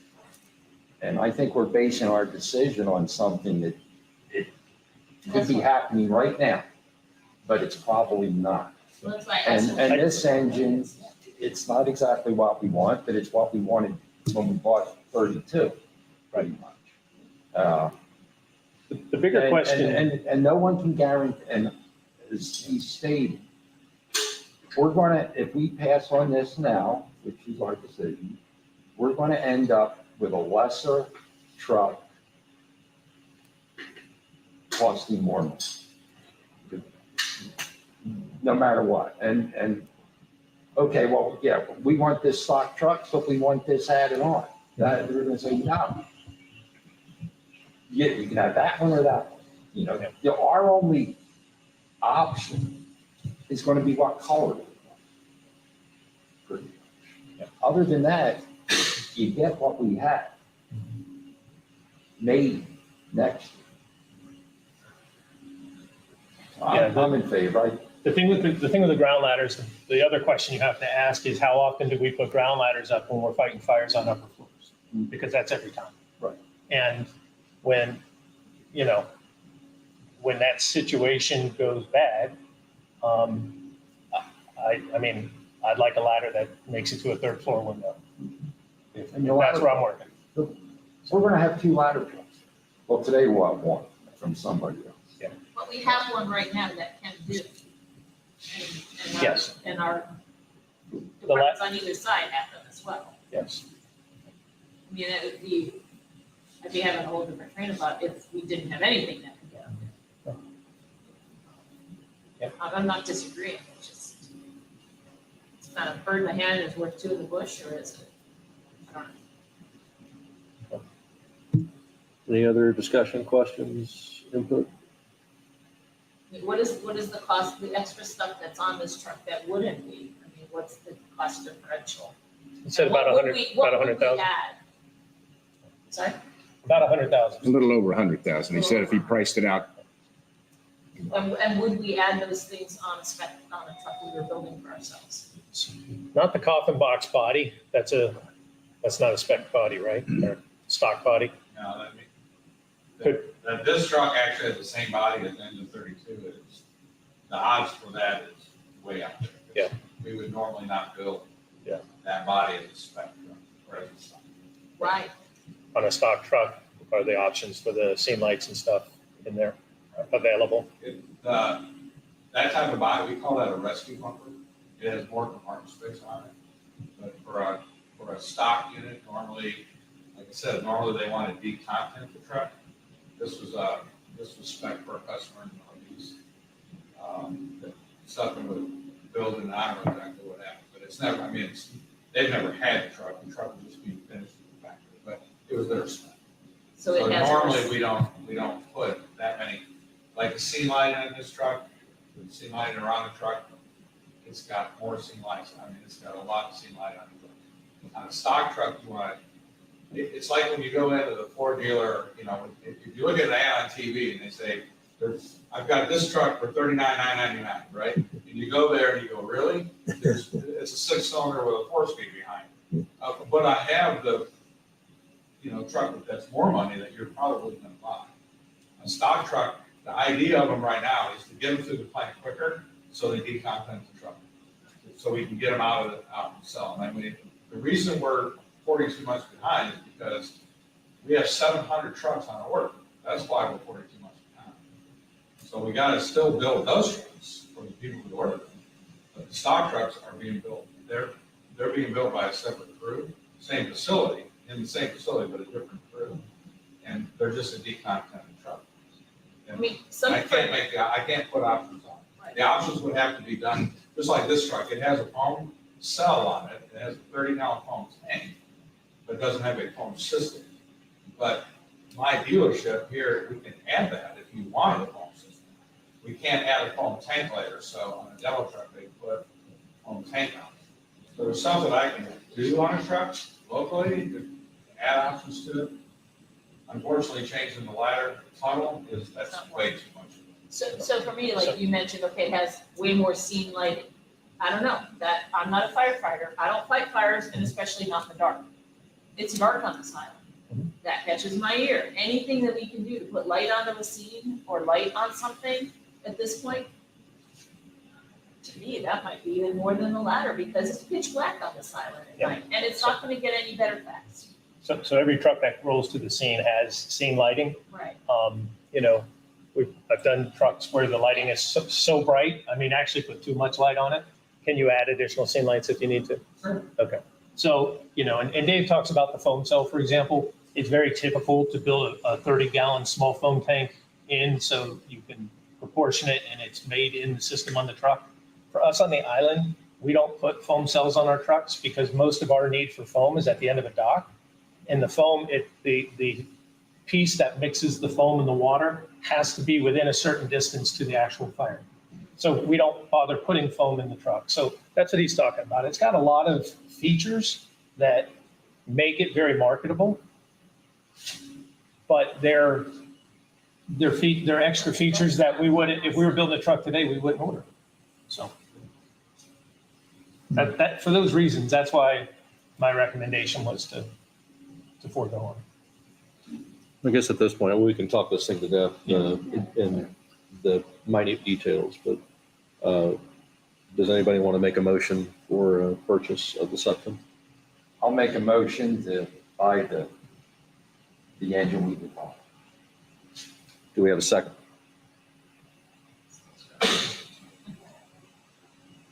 Sorry, Scott. Yeah. Oh, it's okay. It's okay. Not having a second, then the motion will die. If, Can we, will they hold it a little while longer for us or no? I think they've been generous in their holding so far. Yeah. Actually, nobody even knows this truck's even available. I mean, and none of the other dealers even know this truck's sitting out there available.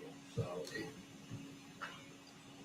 if they did, it would, I can't tell you it'd be longer than a week. I don't think so. Yeah, I'll ask again. Do we have a second to Commissioner Fleming's motion? All right, then the motion dies. We'll move on to the next. Thank you for the conversation and the input. We certainly appreciate everything. All right, next item, 9B, Resolution 2024-01 for the merger study.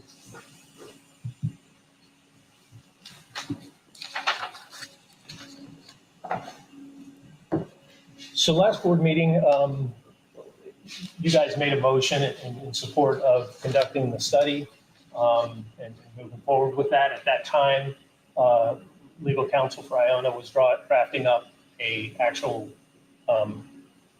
resolution to be passed by both agencies. So this is a redundancy of what you did last meeting. But this resolution basically authorizes the district to continue moving forward with the RFQ to find a firm to do the study.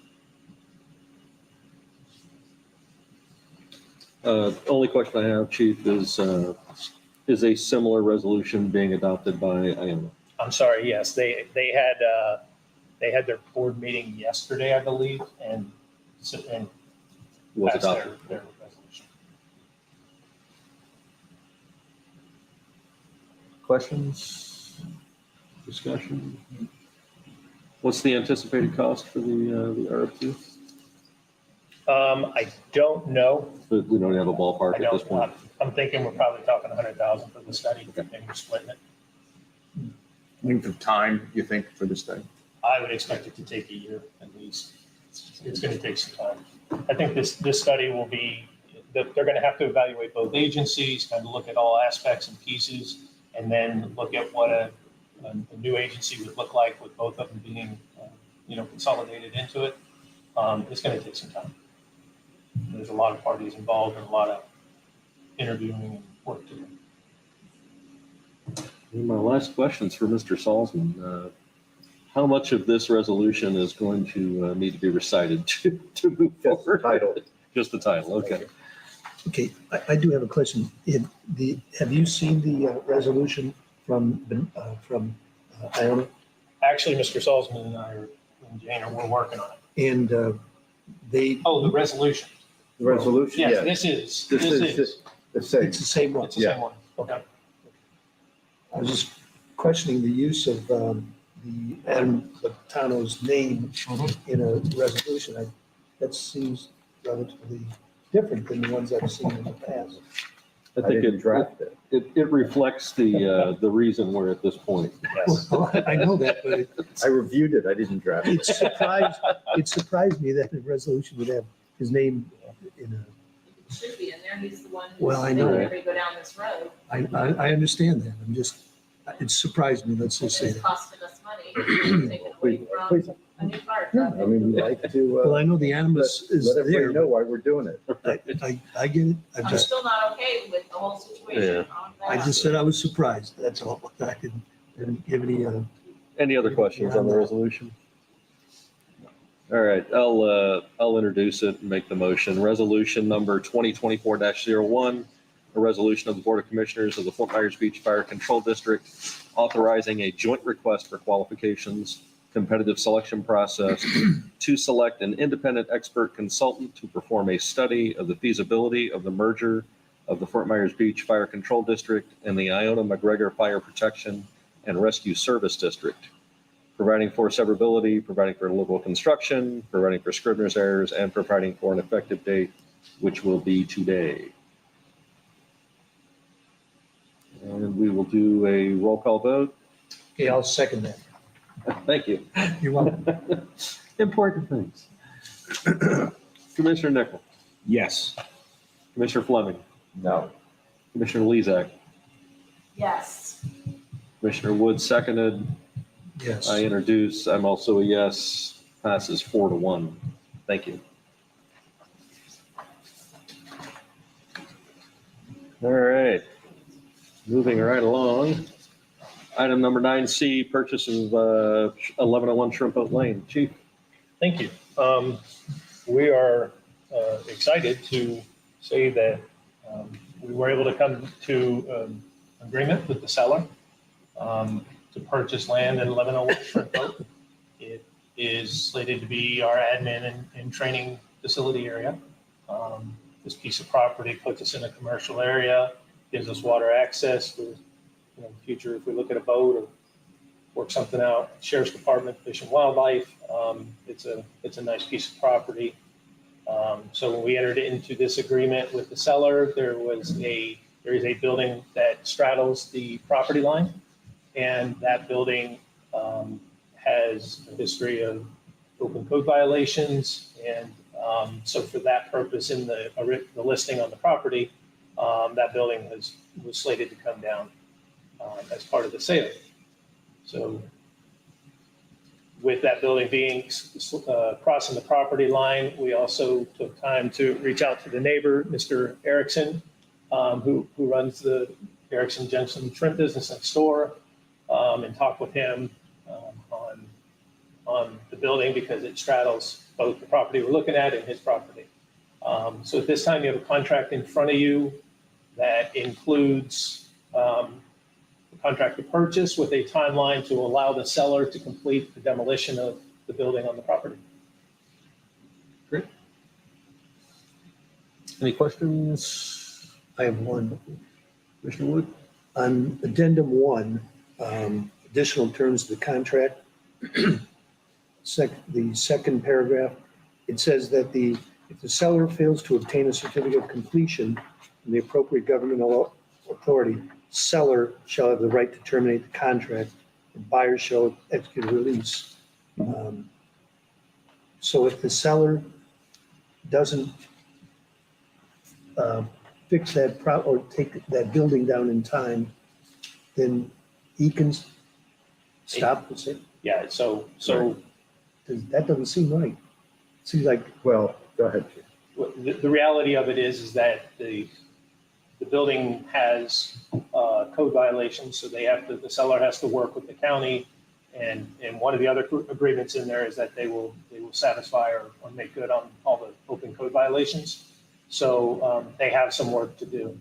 Now, we stand ready to work with the seller if the timeline isn't sufficient, if need be. So We can negotiate that as. yes, as we go on, we'll work with them on it. Because it's basically an unknown variable. Right. Contractor and what it's going to take to demolish the building on our property.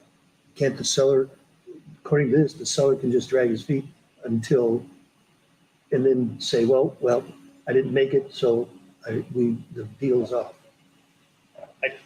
We don't know why the seller would do that. I don't either, but that's, The we're giving seller- that option.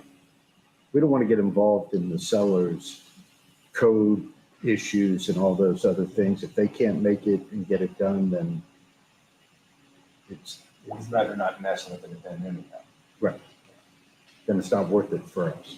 So the seller is a partnership of two families, and the partnership is dissolving through the courts. So the property is actually under receivership with direction to liquidate. Okay. So I'm not sure that they would be, I see that, okay. So if they don't go forward, they have to answer to the court why they didn't. Right. Okay, So there's a lot of it that's involved that we don't want to be involved in. Got it. Thank you. Any other questions? Would anybody like to make a motion? So Chair, Yes, sir. just for the audience, a motion and a second, we'll open it up for public Yes, comment. exactly. Yes. Very good, thank you. Okay, I make the motion to approve the contract to purchase the real property located at 1101 Shrimp Boat Lane for a sale price of $3.4 million plus closing costs. Do we have a second? Second. All right, Commissioner Wood has provided the motion, Commissioner Nicholas seconded. We'll open it up to public input. Mr. Erickson? Well, this building that's in question it's kind of an unusual situation because 20 feet of this 100-foot long building is on my property. And I use it, this part of the building currently for my diesel mechanic shop. I use it mainly for that. We use it for storage. It's a vital piece of what I do in my fishing business. I need that area. Now, the violations on the building aren't in my part of the building. You know, this was a Trico deal that they've got that problem there. You know, if my property is right next to the piece that you were interested in buying, and I think the fire department would be a great neighbor. I'm into multiple uses of the working water plant, which includes this property, includes my property, also includes the county's property on the other side of it. You know, what I'm interested in is the working waterfront for the fisheries. It has a fisheries overlay. Now, the 200 feet of waterfront that you guys are looking at purchasing it has dockage, or actually the dockage was destroyed during the hurricane. That dockage is vital to me in my shrimping operation, my working waterfront that I've dealt with my whole life. I don't want to see that go away. That's about 25% of the dockage for the shrimp boats that come into this area. If we've already lost quite a bit, you know, through the years.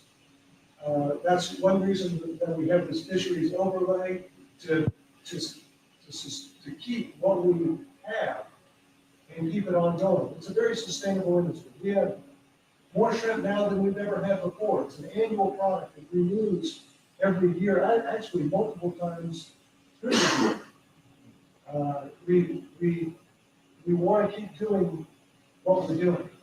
Matter of fact, we had a point that this hurricane was so destroyed that I got with my daughter, my younger daughter, who's in business with me. I said, Anna, do we want to stay in this or not? I mean, here's a turning point. This is crossroads.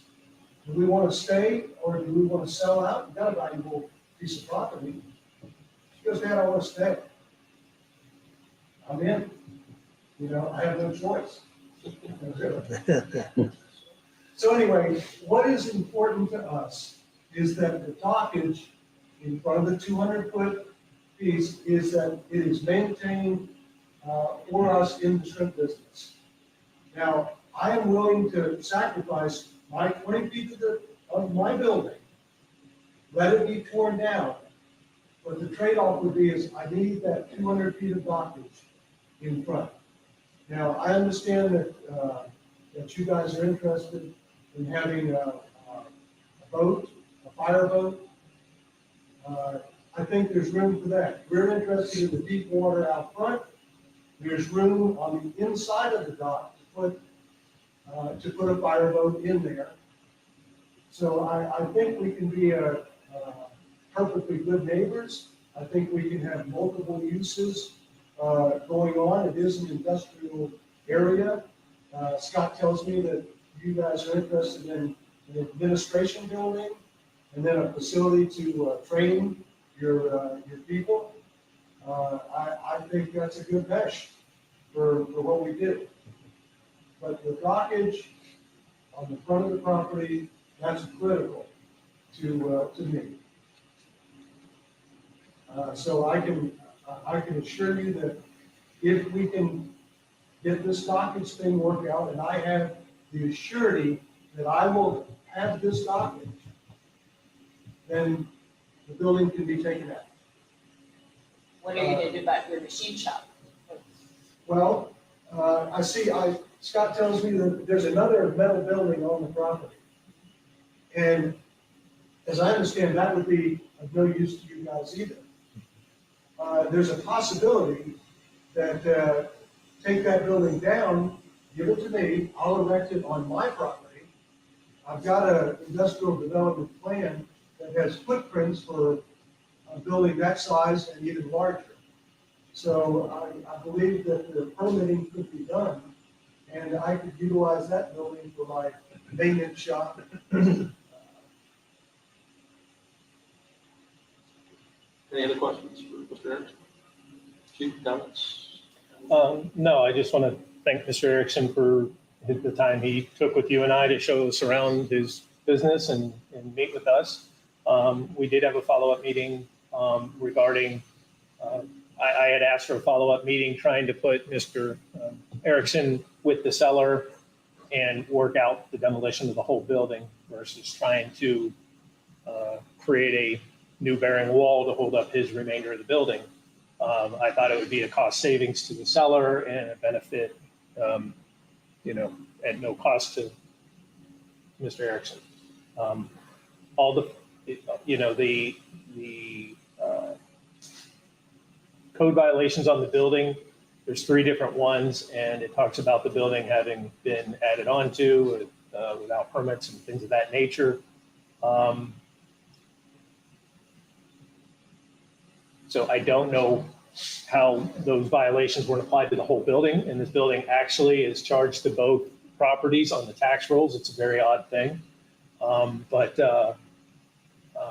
At the end of the day, I don't know structurally how that building is going to be able to be pieced together, but as Attorney Salzman said, that's for the sellers to figure out, which is why we were, originally the negotiation started with just giving us a credit and letting us deal with the building.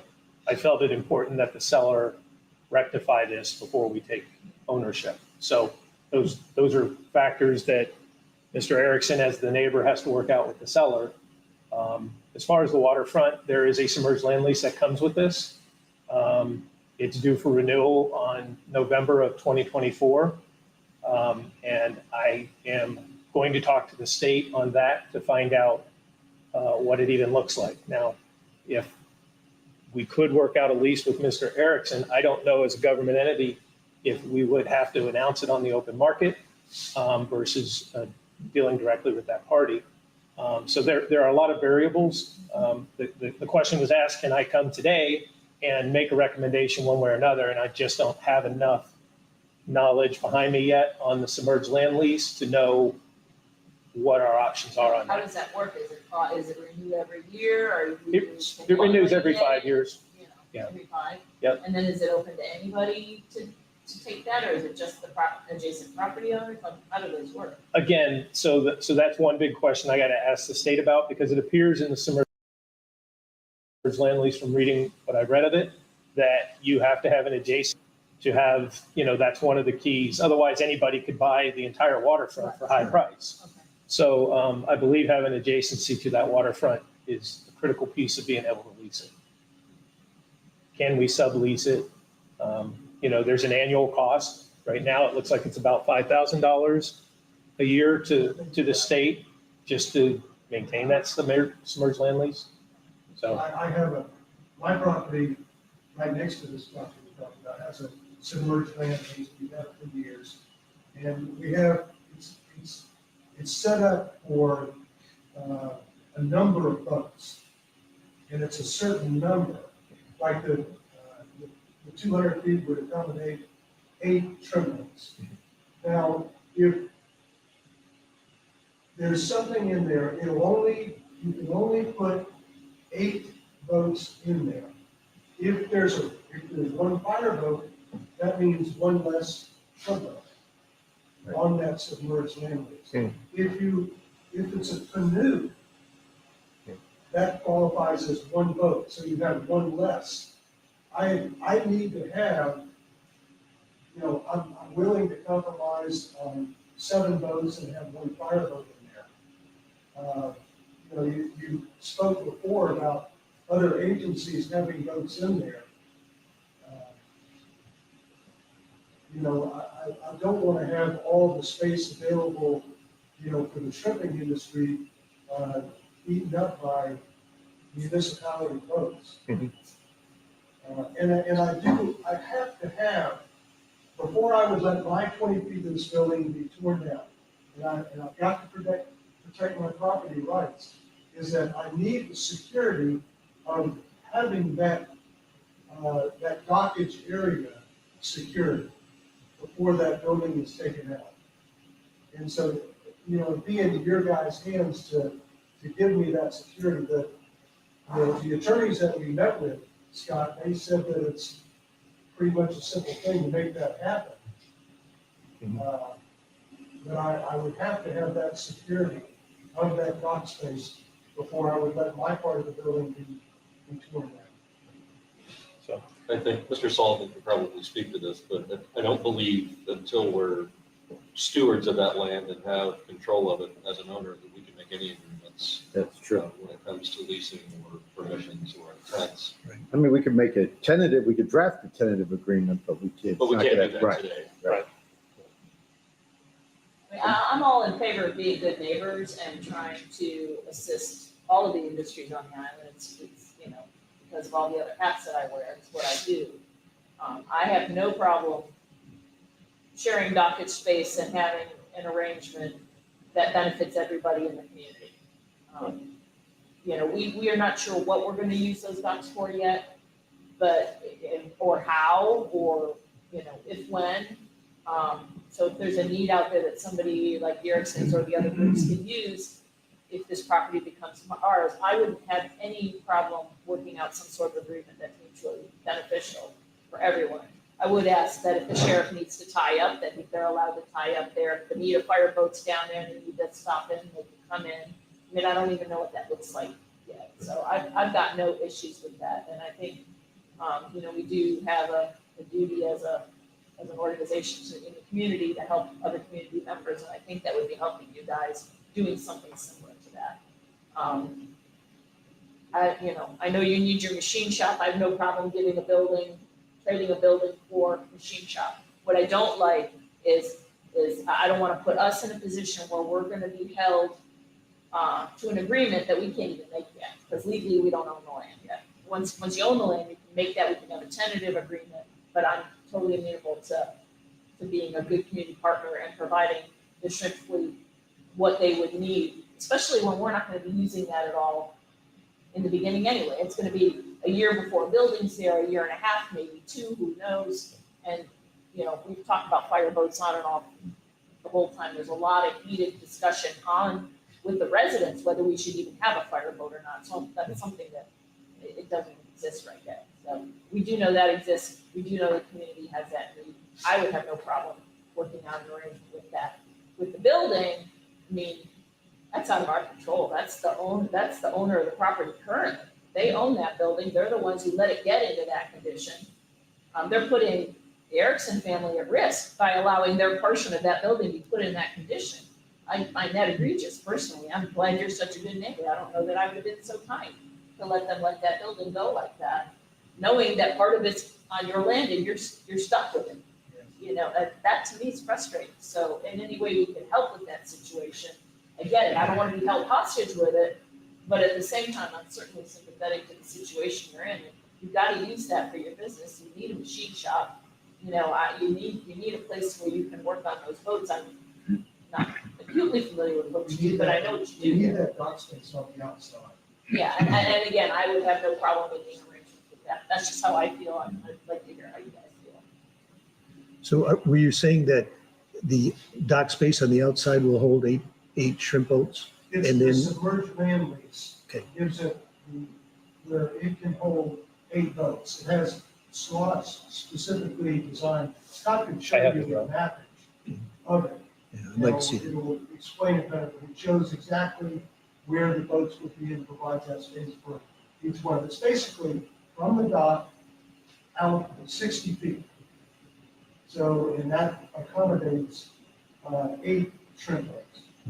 Are they 2, 3 deep going out or is it In that portion, there Or are three three out, 3 out? yes, What's their beam on this? Is that about 20 feet. about 20 or something? Right, and you both hit on the key factor that I've seen so far in the submerged land. Mr. Erickson's willing to rebuild the docks, his cost. The docks, as they were about 30 feet off of the seawall, and it gets shallow at the seawall. Not knowing how we're going to use that property for our uses, I don't want to have those docks constructed only to know they need to be moved out another 30 feet and one of the boats has to go away and you can only moor 2 deep on the dock. We just don't know that because we don't know what our uses are yet, how it will be configured.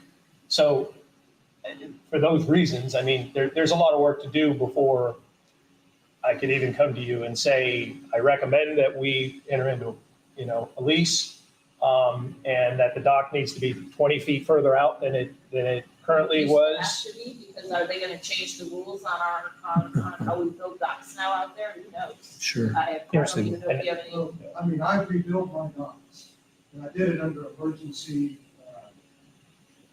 permitting. And so, and the docks, it would be a continuation of what I've got, which docks are the 4 feet, 4 or 5 feet wide, and a continuation of what I've already constructed.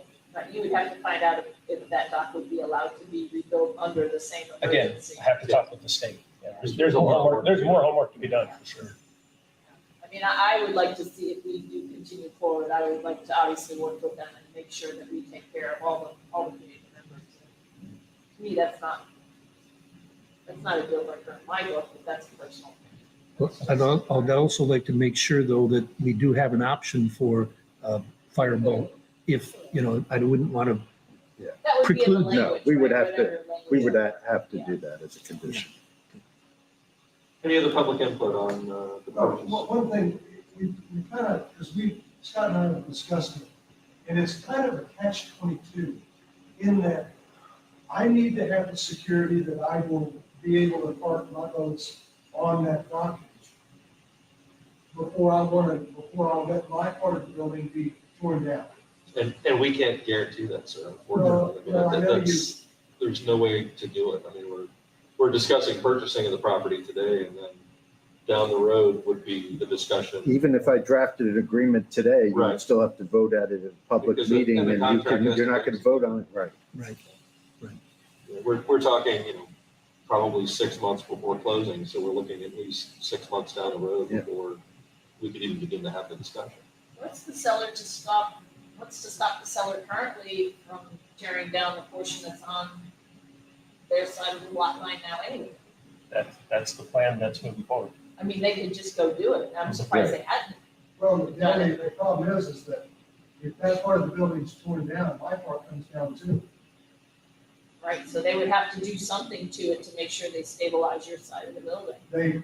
Anything's possible, Right.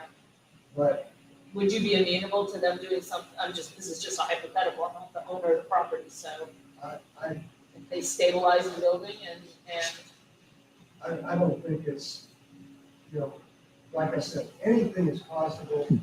That is not a good option. I just hate they put you in this position. Well, it is kind of a I hate bad that. position to be in, and it greatly affects me, Sure.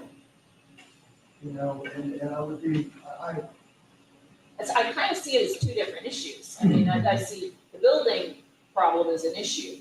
The dockage is a separate thing to me. The dockage, to me, is an easy thing to work through with you guys. That's my opinion. I don't know how the other commissioners feel. I'm only one of 5. To me,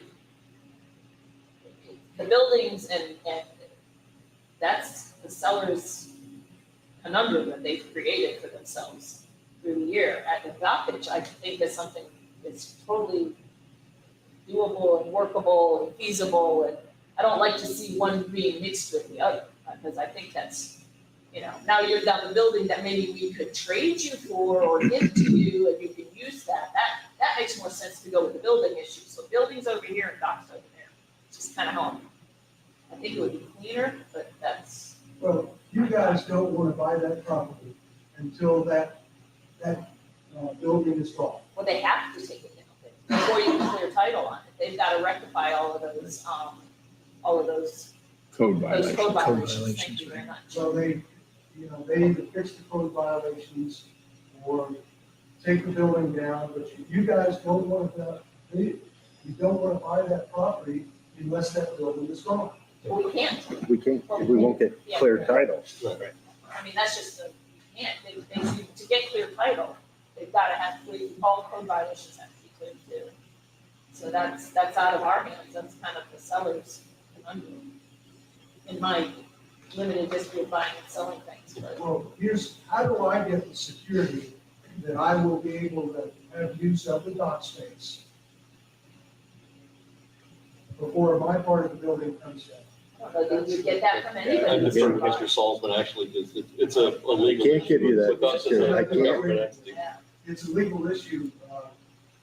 Andrew, is there some way to write this up where I would have that security?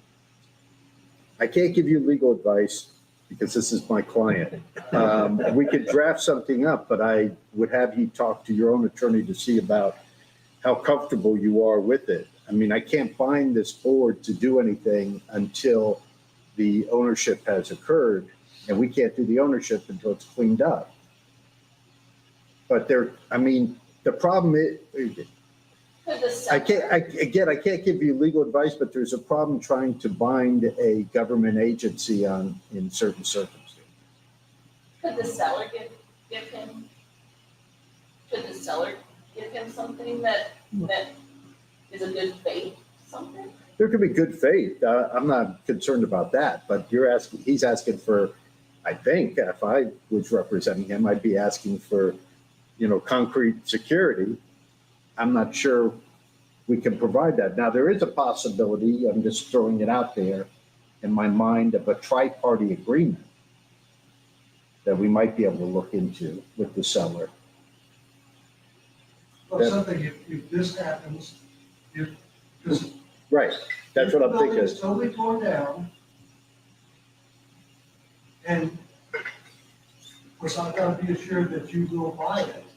And then if you buy it, then I get the use of The only thing I can tell you is that assurance is really difficult because things could happen tomorrow Yeah. that would not Change allow. everything. I mean, look what happened. We had a hurricane and, so that changed everything. So I can't make that guarantee. I mean, all I can say is that as a board, I feel that all of us are vested in the island and seeing its future rebound, and the shrimp industry is a big Right. part of that. It's certainly a point of discussion for us. I think, we're in favor of a workable condition, that meets both of our needs. But it's a promise for discussion. I can't go any further Right, than that. that's all we I can think do. there's 5 sympathetic parties up here who want to work as good neighbors Yeah, and and I- get you what you need, right? And we're willing to work with you and as Chief has already said, so if there's something that I'm missing that we could do, I'm absolutely open to I doing would it. say get the building one issue and the dock is a Right. separate issue. I'd say work with us on if the dock is your thing, your jam. If there's some way through this whole process, yeah, if there's some I see way through that. this process to make sure that we can help them out, let's make sure we do it. Oh, absolutely. And that is our intent. I just can't make guarantees that. Yeah, the building, I think, don't tie the dock up with the building. The building's a hot mess and that's the seller's, fault and, if, Yeah, and even the zoning problems that they've got. well, that could become your problem, by the Well, way. it is my problem right now, Yeah, because because they could hit you with the same fees. well, that hasn't happened. I mean, the things that they did were on their property, Right, not my property. right. But just a question, and I've always wondered this, but were these two property owners at one time friends, got along? Or one property. Business was cooperative and then there was a divide, or, Well, I'm just wondering how a building. It ended up on was the one property. piece of property. Okay, one piece of property. here's the way it was. Erickson and Jensen in St. George. Terrific friends, terrific friends. Larry Schaefer, terrific guy. I don't know if any of you knew Larry. He died not too long ago. You know, made it to the ripe old age of 92, I think. Anyway, both of us, Erickson and Jensen and the Schaefer family, we each of us. We said, okay, we'll build one facility and we'll use this facility as like a co-op. We'll market the shrimp through this, have the grading facility through this. It worked good for many years. I ran the facility. It worked out very good. Well, Mr. Schaefer sells his property, sells the property to Trico, who I know them, they're the same age as I am, Dennis Henderson and George Gala. I know we had a very good business going for years. The Trico boys have decided they want to part ways. There is where the argument is. I don't have an argument with them. I get affected, but I don't have an argument with them. They're the ones that have put themselves in a situation where their property is going to be sold off, liquidated. Okay, you know, that's the course that they've chosen. You know, I've chosen to stay in the business, and I want to see this worked out. So that's kind of the history of where we've gotten to this point right now. You know, what I would suggest, if you would let Scott, when we had the Hal over there and Mike Davis, you know, both of them agreed that there could be something written up that would give me security about what I'm looking forward to, and have it so the sale could go through and the building could be totally taken down, and we all get what we want. Right. And in that meeting, that's when we talked about the fact that I don't know how the waterfront usage looks for us. So that has to be defined first, before we know how much is left to utilize under the submerged land lease. If that dock has to go out 20 more feet so that I can run a 30+ foot boat on the inside of it with enough water, then the dock might have to go out 20 more feet. Now that's going to take away the number of boats you can store. And then the question becomes, does it become worth it to you to put the money into rebuilding docks, knowing that you're losing 3 boats, you know, the ability to store 3 boats, maybe 4 boats, because you move everything out 20 feet. So for all those reasons, this will take time to figure out if we can partner with you. Right. And it is a working waterfront. It does have a fisheries overlay. Mhm. I mean, the community has said that they want to keep the shrimp industry. What is the total frontage if you work out the lease with the county and your docks are put back all the way down across, all the way to Kelly Brothers? What length of dockage It's will you about have? 1,000 running foot of dock. So that'll give you 1,000? County's property, that's about 400 feet of dockage. Mine is about 400 feet of dockage, and the Trico property is about 200 foot of dockage. Okay. All right. So with ours, you have 1,200. Without it, you have 1,000 feet? With yours, it makes it 1,000. Without it, it would be 800. What would that do to your industry? It would cut it back by 25%. Because the whole key to the shrimping industry is we have boats from all over the Gulf of Mexico coming. We've got shrimp in the area, which we usually do. Boats come in, they need a place to dock. We have the facilities, the unloading facilities, the fueling facilities, all of that we have there right now. Dock space is key. If we don't have the dock space to lend to these boats that come in to do their business with us, we have nothing. Thank you, sir. We certainly appreciate it. Any other public input on the item? Seeing none, any further questions from the board? The roll call vote, Commissioner Fleming? Yes. Commissioner Lezak? Yes. I vote yes. Commissioner Wood? Yes. Commissioner Nickel? Yes. Motion carries 5-0 for the purchase. Thank you all. Fire Chief remarks. I Not too much. It's a busy time and everybody's been instrumental in getting things done. Looking forward to 2024 and good things happening. Thanks, sir. Mr. Pond? A good meeting, a little long. It's not typical. I think we're in a good place, looking forward to coming to some kind of agreement, so the shrimp industry is key. I'm happy that we're able to at least talking about how we're going to make this work. And appreciate you coming to this. The fire department can, our district can be a very good partner. Work out, it can work out very well. And I have to apologize to our attorney, Mr. Salzman. I'm not used to having you here anymore. Did you have anything to report today? I was going to save it all for the The afternoon. retreat? The afternoon, the afternoon Ethics session. and sunshine law. You know, it only should go about 4 hours. Thank you, sir. Commissioner Lezak. We're still looking forward. No, I agree with Ron. I hope that the team in the stations understand about the engine and trying to figure out what's best. We're in a sticky spot right now, but I certainly have a heart for what they need for their service. And Jennifer, thank you for being here and providing that. I agree with Ron on the shrimp industry, and Grant, you know how I feel about it. It's a vital part of our community. And I'm hopeful that we can secure the purchase, because I know that we'll work with the shrimping groups and the family here, suggesting families, and, you know, do the best that we can for everybody. If some other person came along and purchased that, I don't know what we would get. Probably would be not much, especially if it's housing. It's hard to tell. Yeah, it's hard to tell. It's a strange time, so, you know, I think we've got a lot of bright future ahead of us, especially with what some of the things you have planned back there.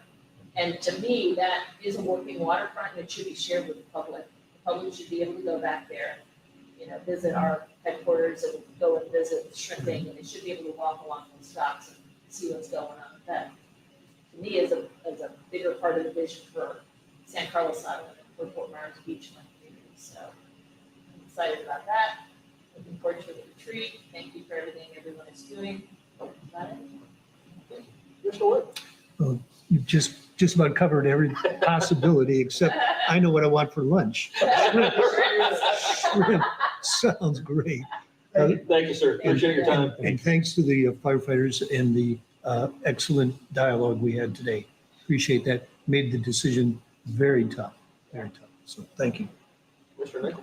Yeah, I just wanted to say the same thing. I don't know whether we disappointed people or we, yeah, but this was a hard decision on the fire engine. This was we're basically taking a risk by not buying this engine, that we're going to be able to get something in the future that's going to better suit our needs at a cost point that is good for the community. Like you said, a bird in hand is sometimes better than two in the bush, but in this case, I think we do have about a year to get this next engine in, because we don't have the space for it right now anyhow. So it was probably a worthwhile risk, but I want to make sure you guys understand this was a hard decision. Very difficult. We really appreciate your involvement and your input. Thank you. I don't have a whole lot to add. You know, I've made the comment to people before, and it really is true. One of the toughest things about this job that I never anticipated